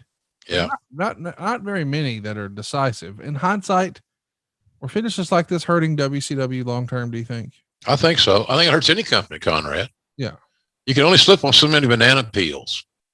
You can only have so many inadvertent this or inadvertent that leads to the conclusion of the match. And again, just sitting in on booking meetings and talking to top talent over my career, you ask the talent, what the hell? What do you want to do? How can we get to, it's like Cowboy saying, I'm going to bring you in January. I'm going to program you with a dog, JYD, back in the heyday, and I want to blow it off on Thanksgiving night in New Orleans at the Superdome. Give me your vision of how that can be facilitated. So it wasn't always just the booker doing it. The booker wanted a talent to buy in, be emotionally invested in their angle, because the more tickets they sold, the more money they were going to make. So you had a roadmap. You start in January, for example. Could be earlier, could be a little bit later, but usually not. And then you're going to blow it off on Thanksgiving. Subsequently, the returns will come through the Christmas holiday. So there's a method to the madness there. But I just don't think we needed to do that. I don't think it added anything other than it was a cool promo. That's it. Right. Well, next up is the conclusion, I guess you would call it, with this incredible feud with Flair. And I think Flair's 89 has been discussed forever. Of course, we start with the trilogy with Steamboat. We're immediately programmed with Funk. And it's going to culminate at Clash of the Champions, Troy, New York, the New York Knockout. It's the ultimate I Quit match. Flair's going to make Funk submit to the figure 4 leg lock. Dave Meltzer gave it 5 stars. I think it's probably, if it's not my very favorite, it's my second favorite Ric Flair match ever. And it's got to be near the top for Terry Funk too. What say you? I loved it. I selected Gordon solely to be my partner, selfishly, egocentrically, because I wanted to work with him. And it was going to be up to me to carry the load anyway, which is fine. I was paid well for it. I wanted to work with Gordon. I didn't know how many more big events we were going to have. And of course, the nice thing about Clash was that there were commercial breaks. So if Gordon needed me to freshen up his drink, which I did. Screwdrivers for the drink of the day, as long as there's plenty of vodka. I don't think the vitamin C content was a focal point. But I wanted to work with Gordon. You got Tommy Young as a referee, arguably the best referee ever. Certainly one of them, top 2 or 3. in my view, in my estimation. Then you got Nate, you got Terry. My God, you got Gary Hart, Hall of Famers everywhere. So it was one of my favorite matches to do. I remember it was a cold night in Troy, New York. I'd never been to Troy, New York. I know Gordon was very apprehensive. The night before dinner, he was worried about his performance and how he was going to be, because it was a 2-hour show, and he was apprehensive, to say the very least. So I thought that was just a hell of a presentation. My issue was, it wasn't an issue. My thought process has led me to wonder how we're getting out of this thing. Right. Because it was, I quit. That's pretty self-explanatory. Yeah. One of these two cats got to say, I quit. How are we going to get there? So I loved it. I thought it was a hell of a night. I can't even remember anything else on that card right now, Conrad. The undercard, the semi-main, all that good stuff, what opened the show, all that good stuff. But I can tell you that I feel very honored to be a part of that presentation. I don't know what Rick did. Did Rick ever say anything about that? Did he enjoy that match? Loved it. Yeah, good. Loved it. Yeah. Well, it was like you said, good advice. If you get a chance, folks, go check it out. Go back and watch that one match. This is the one. This is the one. Funk wraps up his run here doing commentary before his contract expires, including working with you for part of Starrcade 89 and Wrestle War 90. Do you think there's anything else that could have been done with Terry, or was he ready to go home? That's a good question. And my speculative answer would be, I think he might have been ready to tag out for a while. Again, Conrad, I don't have it in front of me, but I don't know how old he was at that point in time.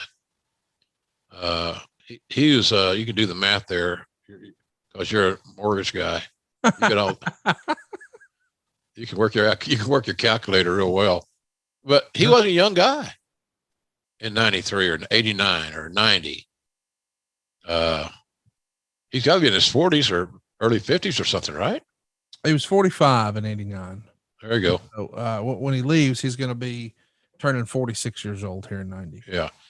And even with a legendary guy like Terry, he knows what his body will endure. And he knows that his recovery time is starting to take longer because of his age and the fact that he was never a finesse guy. He was, to a large degree, I guess you could say, but he was very physical. And his body took a beating. So I think more than anything, he was just ready to tag out and heal, quite frankly. And but I don't think he didn't hate the business. He didn't leave all pissed off and angry as I recall.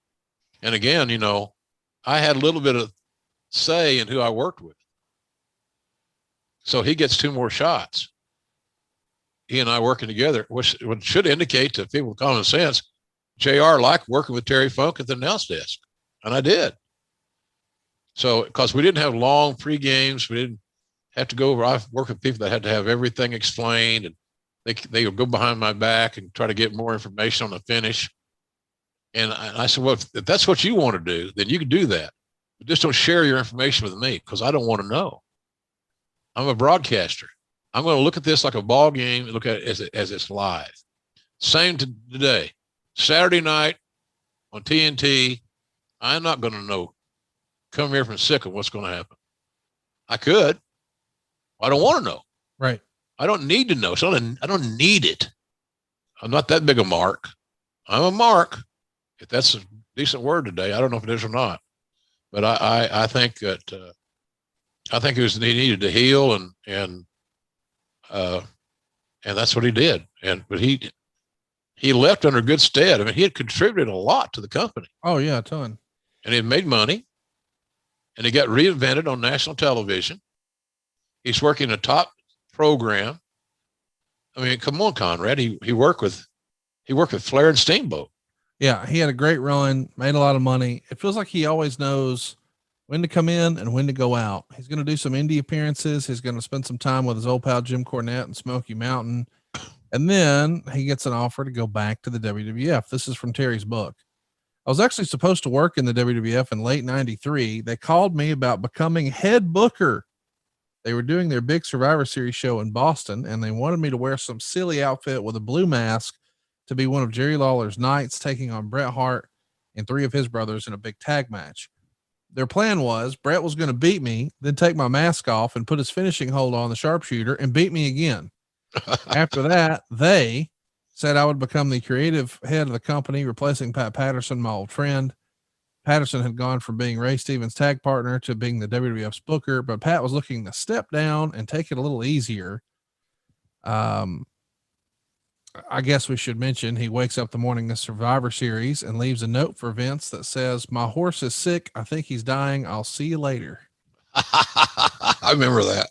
And he left the whole outfit there, folded up nicely and neatly.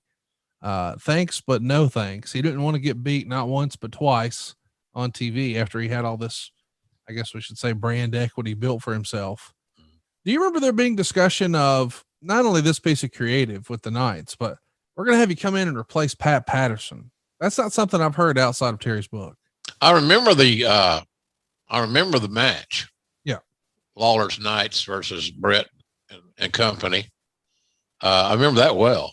I think that was in the Boston Garden. That's right. Because I dressed with Monsoon and Heenan, which is a sitcom in itself. God damn, we should have had a hidden camera there. It was just hilarious. I was so blessed to be around those two men. They were so good to me. I think that's what motivates me to try to play it forward a little bit. And in the last 6 months or a year, I've become a little bit more accustomed to that. And I like it. I like that role.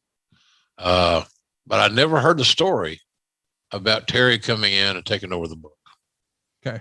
I never heard that story. Now, you also got to understand too, Conrad, in 90, I just arrived in 93. Yeah. You're not the power broker yet. Whatever. I'm not nothing, but, I figured I was just going to make my career would be standing on the sideline, wearing a visor and holding a clipboard. Because I got Tom Brady in there playing quarterback. They weren't going to use me. They didn't need me. Yeah. But there were enough shows to go around that I would always have plenty of work. But yeah, I never heard the story about Terry as a booker. No, I'm not saying it's not true or anything along those lines. Just I was so new there that I was just trying to stay out of the way. So things like now Bruce could tell you that he was joined at the hip, right? Yeah, but he never told me that. So no, I'm just saying if it were true, he could verify it, yay or nay, I would assume. Yeah. Well, that's what I'm trying to imply without dumping on our old pal, Mr. Funk. I don't think that's true, but I think that could have been, sometimes we've heard stories of guys who meet with Vince and Vince will maybe say something like, we got big plans for you. I could see you being champion one day. Yeah. And then at the end, what they heard was, well, Vince promised me I'd be champion. Well, they didn't really say that. He said he could see you doing big things and having a successful run. And he's trying to encourage you, but at the same time, he's not saying, mark your calendar book, bud, because next November, Survivor Series, you're the world champion. Yeah, no. And I've been involved in those conversations. Yeah. Where you tell, look, it's not lying. No, you're giving upward mobility. You're letting them know, hey, there's an opportunity to advance here. If you do all the right things, you got a shot at getting to the top of the ladder. Yes. Produce. Play big in the big games. Don't be a pain in the ass. Be reliable. And if you're reliable enough in pro wrestling, Conrad, you might just get your push. And that's what everybody loves, the fucking push. They do. Everybody. The push is pushing up to more money. People wonder, what's so big about the push? The push should take you upwardly mobile, as you mentioned. Nice word. And to make, to make more money. Yeah. Because at the end of the day, it's all it's about. Yep. Cash and creative, baby. That's it. So, I never heard that other story, but hey, I'm not going to tell you that Terry would have met a good booker. Yeah. He might have had to have some, structural help. In other words, if the booking is due to be in on Wednesday, we can't say, well, I'll do it tomorrow. Yeah. That don't work. If that worked, I'd been fired a long time ago because I had to have the payroll done on a certain day to get the talent paid. And the last thing you want is to have a talent have their checks come late or the next week. That's kiss of death. That's And nice. that never happened under my watch. Well, let's talk about what's next on Terry's watch. He's going to do a short-term deal with WCW in 94 before he starts doing death matches that he becomes famous or infamous for with Cactus Jack. What do you remember hearing about these IWA Japanese death matches that really became legendary and probably put Mick Foley on the map in a whole new way? I think probably the biggest introduction for me for those matches. And again, you got to remember, folks, it wasn't like it is today where you could just stream it. Right. They weren't available everywhere. Tape traders got to see it before anybody else, quite frankly. Yep. I think probably through the Wrestling Observer newsletter, it's where I got more information regarding these matches because, as we all know, Meltzer's a major fan of anything Japanese. Yep. Has been for 30 years. And so by reading the Observer back in the day, I would say that's where I learned the most about it. And then you'd start seeing, you get a clip or something. But it's like this, we had that exploding barbed wire match with Omega and Moxley, right? Yep. Hell, I've never seen a whole match. No, I didn't. I had to go look it up. That was available now in this world. Yeah. So I researched it and I watched it. I watched several of them. But once you've seen one, you kind of seen them all because they're going to redo the same thing. Shit's going to blow up and talents are going to get battered, bruised, and bloody. And so that's where you were. But I was not aware. I'd heard guys say, man, you should see that somebody might have been on the card. Somebody might have got to see the tape before I did or something. Man, you should see what Funk's doing now. My God. Because he did things courageously, much like Mick, that nobody else wanted that booking. If they did, they're nuts. So anyway, I didn't see a lot of it, Conrad, but I did learn. I read about it in a textbook education through the Observer. Well, you also read that Terry Funk became a locker room leader in ECW, spending a lot of time there, especially in 95, 96. And of course, he's going to wind up at Barely Legal, the first ECW pay-per-view, winning their world title. And it's 22 years after he's world champion the first time, and he's main eventing a pay-per-view in the process. It's really remarkable, especially the stuff he was doing, the moonsault off the top, and they're calling him middle-aged and crazy. Around that same time, he's filming a documentary called Beyond the Mat, and they're going to document his WrestleFest out in Amarillo. And he's somehow getting the green light from all the good seed he sowed over the years. He gets ECW talent there, FMW talent there, and even the WWF. You guys allow some folks to come in and make appearances. Absolutely. Brett, that was an easy conversation with Vince too, by the way, to give McMahon credit, which I probably don't do enough here because people think I'm still mad at him for some fucking reason. Only had 26 years there, made a lot of money. So why would I be mad? Yeah. Come on. Well, he pulled something out of your ass. Okay. He also had me beat up several times. It's pro wrestling. Sometimes it's the theater of the absurd. Yeah. And that's what it is. But we had no issues with that. And as a matter of fact, if my memory serves me correctly, some guys were a little bit miffed, Conrad, because they weren't booked. Really? Yeah. Well, they wanted to go out of respect to Terry. Wow. Yeah. They wanted to be a part of it. They wanted to travel to Amarillo and be a part of the celebration because that's what everybody looked at, the celebration. Yeah. Because you're thinking somewhere along the way, well, if he's ever going to retire, it ain't going to be in Japan. It's going to be in Amarillo. Yeah. And little did we know that wasn't a real retirement either.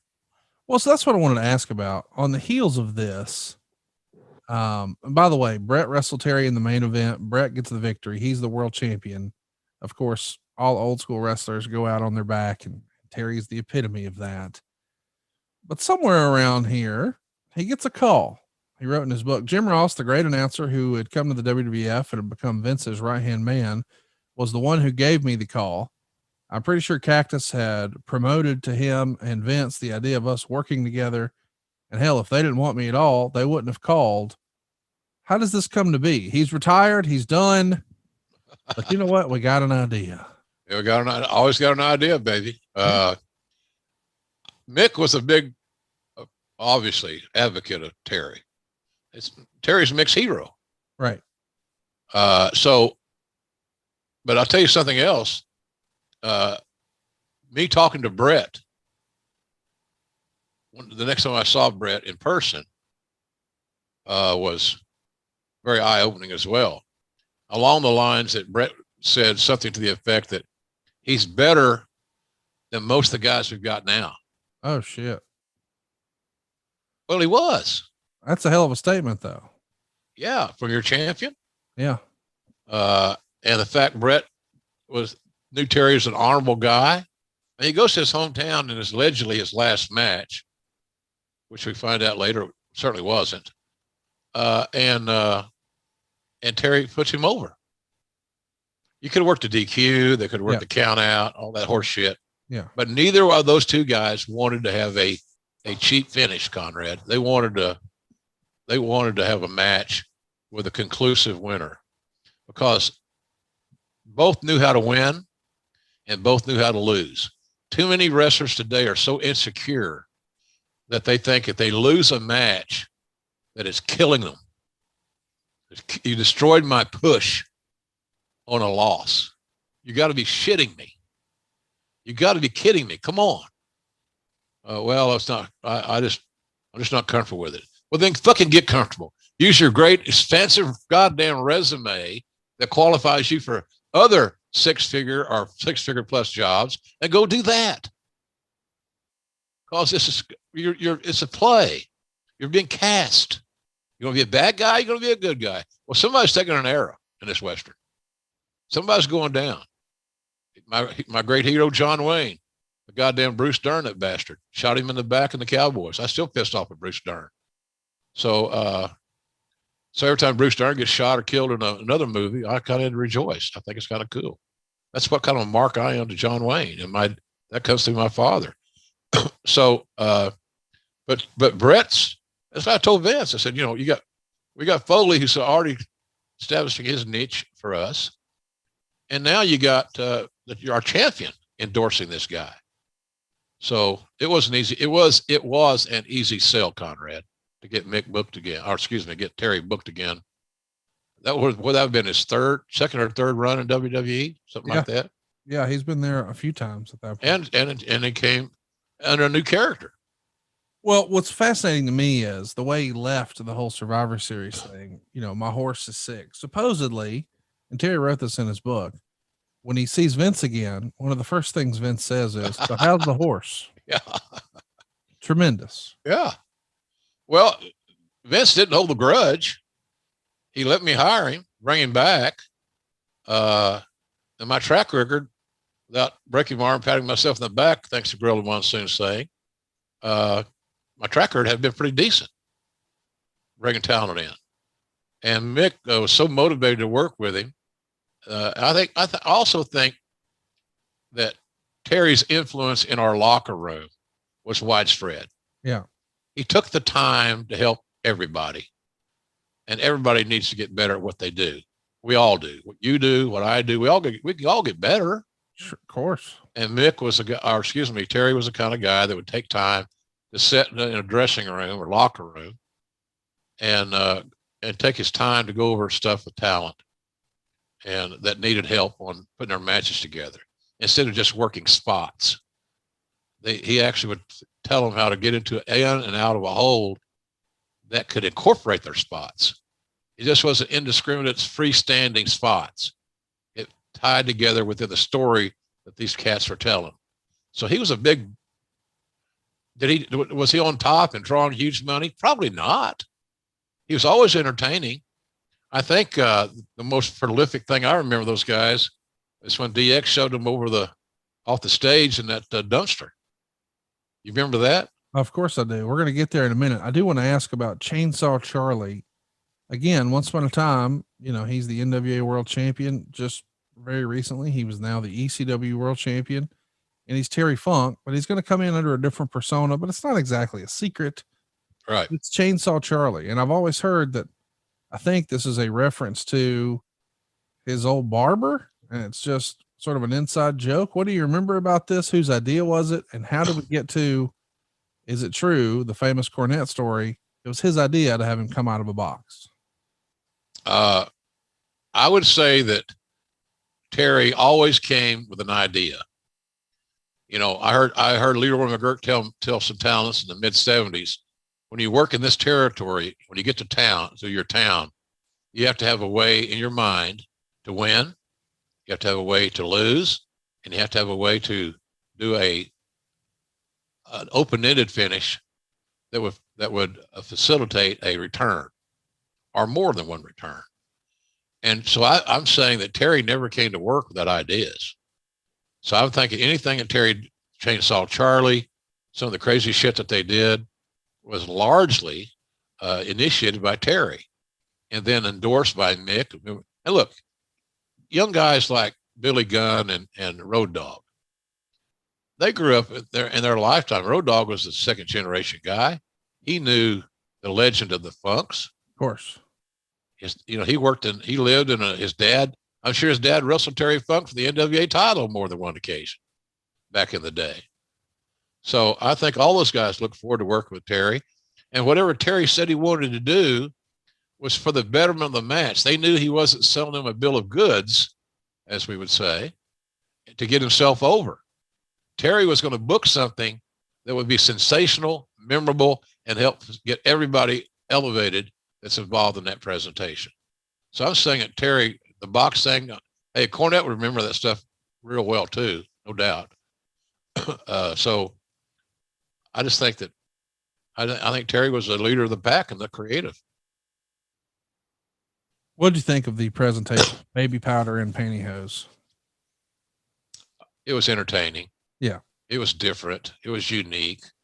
It had Terry's fingerprints all over it. He could make that departure from that white meat baby face that came out of Amarillo, that became the NWA champion, that became a hated heel, especially in Florida, because the Briscoes and the Funks had that amazing rivalry that I don't know, was ever duplicated, quite frankly. So, but that's what we said at the very beginning of our podcast today. Terry, how many times have we talked about Terry reinventing himself? Yeah. And this show alone. Over and over and over. And he always stayed ahead of the curve. Always. And he was always willing to take a chance and put his routines, his established routines aside to reinvent something new. And that's what I encourage a lot of talents today. You got to keep evolving your game. If you're a fastball pitcher, at some point in time, you got to mix in some breaking balls or some off speed pitches. You got to change, or it becomes same as. And a lot of guys are so egocentric. Well, it's been good enough for so-and-so. It's good enough in Japan. Why isn't it good enough here? Well, first of all, we ain't fucking in Japan. So there's that. There's that. Yeah. So anyway, he's just one of the most creative visionaries that I ever met. I would say if I sat down and really thought about it, maybe write a book about my favorite talents and stories about them all, he would be one of the first guys I would want to write about, because he's that extraordinary. He may be, some people are going to say, well, golly, JR, after he listened to you and Conrad, was there anybody any better than Terry Funk? Probably not. I don't think so. Yeah. I mean, he's got to be on a lot of Mount Rushmores. And I think it's unfortunate that so much of the great stuff he did, we can't just easily access. You talked earlier about how these days everything's at your fingertips, but even predating tape trading stuff, there's so many great old school classic Terry Funk things that are just, they weren't recorded. There's no record of them, but the people who were there knew they happened. And the people who were there when Chainsaw Charlie and Cactus Jack were on Raw in that New Age Outlaw moment you referenced. They push the dumpster off the stage to the floor, and you guys sell it like it is a major medical event. Sonny is distraught. There is multiple scenes here. It's an extended scene. The guys are wheeled out on ambulances. It feels like a major happening. And then later that night, they come back in hospital gowns and fend off the Outlaws. Might have left that out. I might have left that out if I'd have been booking it. Yeah. Simply because it's the same concept as leaving Flair unbooked after his injury in Nashville. It might have sold better if they had give it a week. Yeah. But it was entertaining, but I thought it might be a little premature for the comeback. But seeing those guys in hospital gowns and having a blast, the crowd, and if you hadn't seen that, folks, go back and hear the crowd reaction. Oh yeah, the crowd was.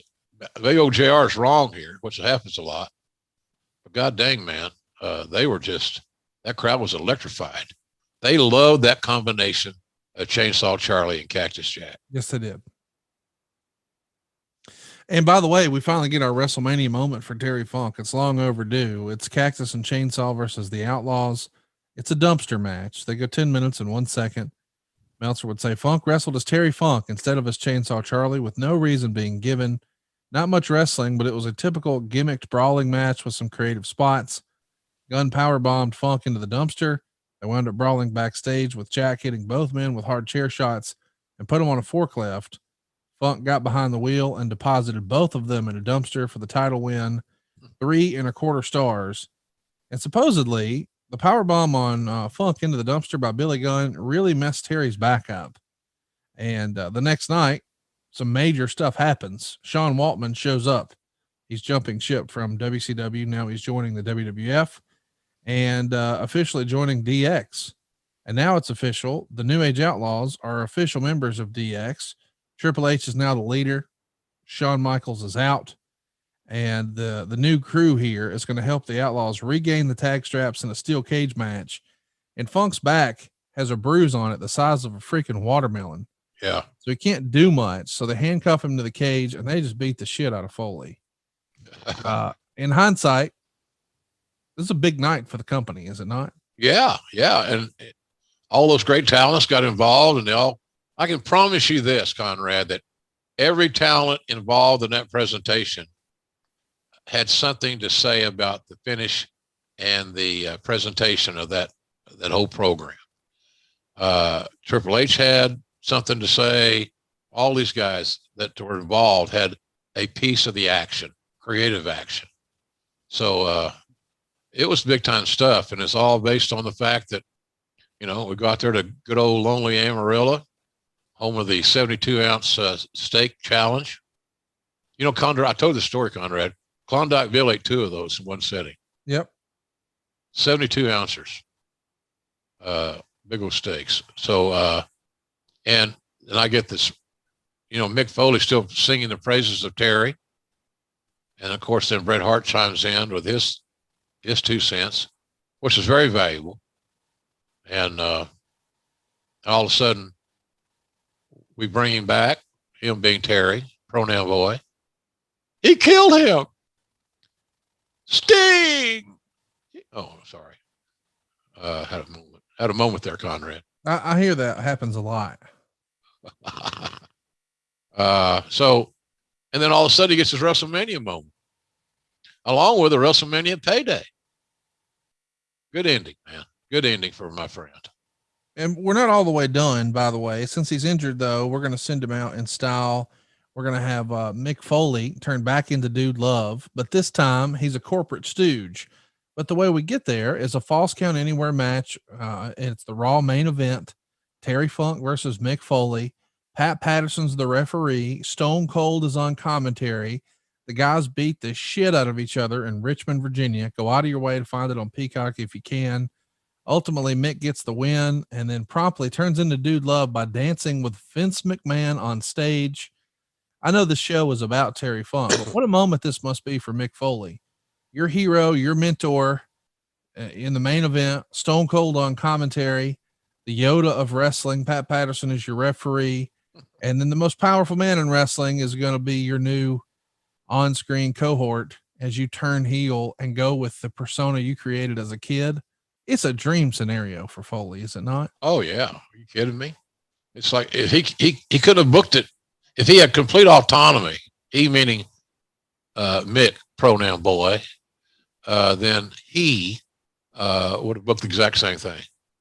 So, and I think it was a great homage to, it showed that McMahon had the ultimate respect for a guy that he didn't want to hire in Mick. And the fact that the homage and a salute to Terry Funk in his later stages of his career, how important it was to honor him by having him involved. For Funk and Mick to have their match, when I saw that booking, I was very excited and rejoiced. I can't wait to call this one because you knew it was going to be great. And they didn't sit around all day and go with their spots, for God's sakes. You do this, I'll do that. You breathe, you inhale, I'll exhale. I'll hit you, you sell. Then we'll go bing, bing, bing, and I'll slap my leg. None of that shit happened. They, like you said, Conrad, accurately, they beat the shit out of each other. Yes. And they enjoyed every frigging moment of it. Terry's going to stick around the company a little while longer. He's going to mostly be working underneath with talents like Too Cold Scorpio, Big Van Vader, Dustin Runnels, etc. But maybe the most memorable thing we would see, or the last memorable thing, is when he comes out at King of the Ring 98, once Mick is thrown off the cage. Eventually, he gets chokeslammed by Taker. Terry's just knows what to do in every instance, and he knew what not to do. It's in his book that in this era, Vince McMahon was encouraging him to run for the Senate in Texas. Did you ever hear that story? Yeah. God, yeah. That's all we need. Hey, he probably brought some sanity to politics. God knows they could all use some help on both sides of the friggin' aisle. But Vince fell back in love with Terry. Yeah. And for good reason. This old McMahon's heartless. He's this, he's that. Okay. You have to look, you can't draw a conclusive analogy, a conclusive opinion, Conrad, on somebody if you've never met them, you've never worked with them, you never had an interaction, you've only read about it, you've only gone on heard a podcast like ours, or something along those lines. And there are a lot of good podcasts, by the way. So I think that Vince just found that great newfound respect in Terry. Yeah. That Terry was out there at his age with his body broken apart, and all these years of wear and tear, and was still not phoning a damn thing in. And that's what you want to permeate your locker room. That's why you bring guys like Terry Funk and Mick Foley into your company, is so that their attitude and their game day behavior is so positive for everybody that they're around. Terry's going to finish up this run tagging with Justin Bradshaw as two tough Texans. And then eventually he goes to Vince and says, the job here is done. Vince thanked him. And Terry would do some various shots on the indies and occasional little Japanese appearance here and there. He's even going to sign for WCW, be their hardcore champion and the commissioner and all that silliness. But he came back to the company here to do a guest GM spot at a house show in Amarillo. And we wouldn't see him again here in the company until One Night Stand 2006. He did some angles with Tommy Dreamer to build up their match. And, of course, Edge and Mick Foley at One Night Stand. But still, it's not, I don't know if there's ever a right time to walk away, but I don't know. Seeing him here at One Night Stand 06, it was nice to see him. But in hindsight, it would have been okay not to see 61-year-old Terry in a hardcore match. Agreed. But that would have broken his heart. Yeah. If that was the reason that he wasn't booked. Yeah. Well, Terry, come on, you're 61. God almighty. That would not have flown. Don't even bring that up. Because all you can do is motivate him more to want to do it and do more crazy shit. But that was just him. Terry came to that event to steal the show. And he did. And it won best match of the night on the Wrestling Observer reader poll. I mean, it really is. It's something where the guy just defies all limits, Yeah. creatively, the way he's able to reinvent himself, and with his age. We don't see him again until he's inducted in the Hall of Fame along with his brother, Dory. And that was a bullshit deal too, because they got no time. Yeah. Everything's times, all a TV show, and I detest that. The organic nature of a Hall of Fame, it should be objective in the selection. It should not be over selected by having too many people that can't speak. I know a couple of Hall of Famers called me this year and asked me to help them with their Hall of Fame speech in WWE. And I said, well, how much time you got? 2 minutes. Oh man. So maybe they stretch it to 3. And it's become too corporate in that respect for my tastes. Yeah. And I'm sure they don't care what my tastes are anymore, which I get. I don't care what they're doing either. It's their deal. But, I thought him and Dory had no time. And Dory was not the great orator that Terry was. There are very few men in the history of pro wrestling that could talk as effectively, as memorably as Terry Funk. I thought they got jobbed there a little bit on that presentation. I think that was in Houston, I believe. So in any event, I didn't like the way that went down, but they deserve better.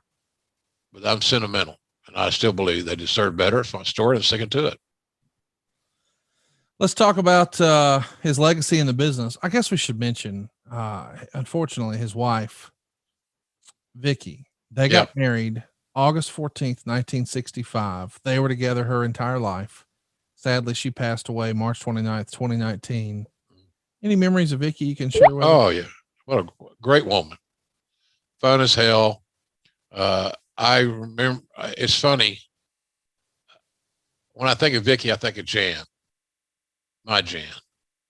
And they got along so famously. And sometimes Vicky was very outspoken, had a great sense of humor. And I know, like a Cauliflower Alley Club event, you'd hear Jan cackling, hearty laughter from my little Italian.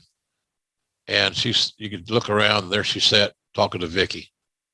So Vicky's a class lady. And look, she may have been up for sainthood. Let's remember, she was married to Terry Funk for over 40 years. Full-time job, baby. It's no kidding. So I loved her. I have a picture of my photo thing where she's holding a bottle of JR's barbecue sauce. And I put a bottle of sauce, or we had a bottle of sauce put on all the tables one year at the Cauliflower Alley Club in Vegas. Great company, great event, great organization. Do good things for people that need help. And it also serves as a great reunion. I'm telling you, Conrad, if you took your cameras to the Cauliflower Alley Club and just became creative in who you interviewed, you might get some of the greatest ad-free stuff that you've ever found, because everybody's there in a talkative mood, and it ranges from big stars to underneath stars and whatever, but dedicated wrestling people. And you might hit a gold mine there that day. Just so you know, we're going to be there, and I know that you're going to be there. So we're going to have fun. But I've actually been having fun over at jrsbbq.com lately because, attaboy, man, the sauce is back. Just this past weekend, it was Father's Day, and my dad wanted to smoke a butt for Father's Day. And so, of course, we got that butt meat, and JR loves the butt. But I'll tell you what we do is we get the meat, we slop it on a bun, and then we drizzle a little bit of JR's BBQ, and here we go, baby. There you go, baby. You don't overthink it, bud. You don't overthink it. It's low and slow, and everything's low and slow until you start eating. Yeah, then the face quickens. But things are good. We're so close to getting. I've approved. I just used some this weekend. I did a little bachelor thing here. I was by myself at Father's Day, and so I did some cooking, got a therapeutic, and I used our new seasoning. and it's fucking fabulous. Fabulous. It's not that different than the old seasoning whatsoever. Some people will not even tell it's different, but we've got that. We've improved the taste. We've improved the packaging, the labeling, all that stuff. And I'm told that we should have everything in stock because I ordered enough for a year. Wow. I think we sold like 7,000 bottles of sauce last year of seasoning. Hey now. Yeah. And I ordered more than that for one big shipment so that when we come to Christmas and all those things, holiday shopping, we're not going to be out of nothing. So it's all good. We're back in good stead inventory wise for everything but the seasoning, but it's coming. I promise you. Like I use it this weekend. I wish I could send everybody a bottle, but we will be able to coming sooner than later. I just can't speak for other people's deliveries, but it's been pretty cool. So business has been good. JRsBBQ.com. It's funny too, Conrad. We're selling a lot of books. I got Slobber. We had those cookbooks. They sold out. And then we got Under the Black Hat and Slobber Knocker, both kicking it out there. And we do this. I sign them, personalize them. So if you want it. So it's all good. Business is good. I'm very blessed. And I appreciate our audience here supporting what we do. I really do. It means a lot. It does. It's hard. It warms my heart, quite frankly, because I know that I always get this feeling that little Jan's smiling when I talk about this project. And she would have said to me, you got better things to do.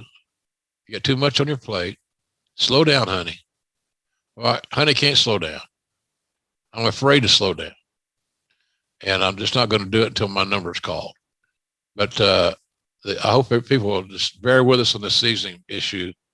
But until then, we got jalapeno honey mustard, chipotle ketchup, and two different barbecue sauces, and a bunch of other stuff. And I will close by saying this. It doesn't cost anything to look. That's right. JRsBBQ.com. Just when you got time, just check it out and see if there's something there that you're interested in. And you might be surprised at some of the offers that we have that you were not aware of. So JRsBBQ.com is a good destination to kill some time. And we hope that you guys have enjoyed killing some time with us today. We're going to be back next week talking about Lex Luger. You know, we started the Lex Luger story a few weeks ago, Jim, but we only got through his WCW/NWA run. We're going to pick up where we left off, and we're going to talk about Lex and the WWF next week. That should be a lot of fun. Yeah, I remember those days on the Intrepid. I remember those days at the Lex Express. And I can tell you this, no booker, owner, whatever, that I ever worked for worked any harder to get somebody over and expense-wise. That bus was expensive to maintain. And then we did the thing where the Yokozuna thing on the Intrepid on the 4th of July. Holy shit. I was sweating grease. Oh, it was hot, hot, hot. But Vince did a hell of a job trying to get Lex over in that regard. And so we'll talk all about that. It's a good story, quite frankly, and very involved. But I'm glad our last Lex Luger show, Conrad, did really well. And I know that people are going to want the conclusion to be as involved in listening to that as they were the first go around. Well, we just go through half his career. We're got a really strong July too. We're going to be covering Great American Bash 91, the Invasion pay-per-view, and Triple H in 95 and 96. A lot to unpack. Stay tuned next week right here to Grillin' JR with the voice of wrestling, Mr. Jim Ross. Connie, you're beautiful. I love those cheeks. If I had cheeks like that, I would have two very large cheeks. My boy. Conrad, have a great week. Everybody out there, do something nice for somebody, and tell folks about our show. We appreciate it, and have a good week. Thanks, Conrad. You're the best. Thanks, everybody. We'll see you soon. Bye-bye. Hey, Big Daddy, you got to get excited about saving people money. Woo! Woo! SaveWithConrad.com. Hey, it's Conrad Thompson. Thanks for checking out the podcast here on YouTube. Be sure to hit the subscribe button and the notifications bell so you get a notice anytime we upload some new content. And go save yourself some money right now. If you're in a 30-year loan or you have credit card debt, it's not a matter of if I can save you money. It's a matter of how much. Find out right now for free at SaveWithConrad.com.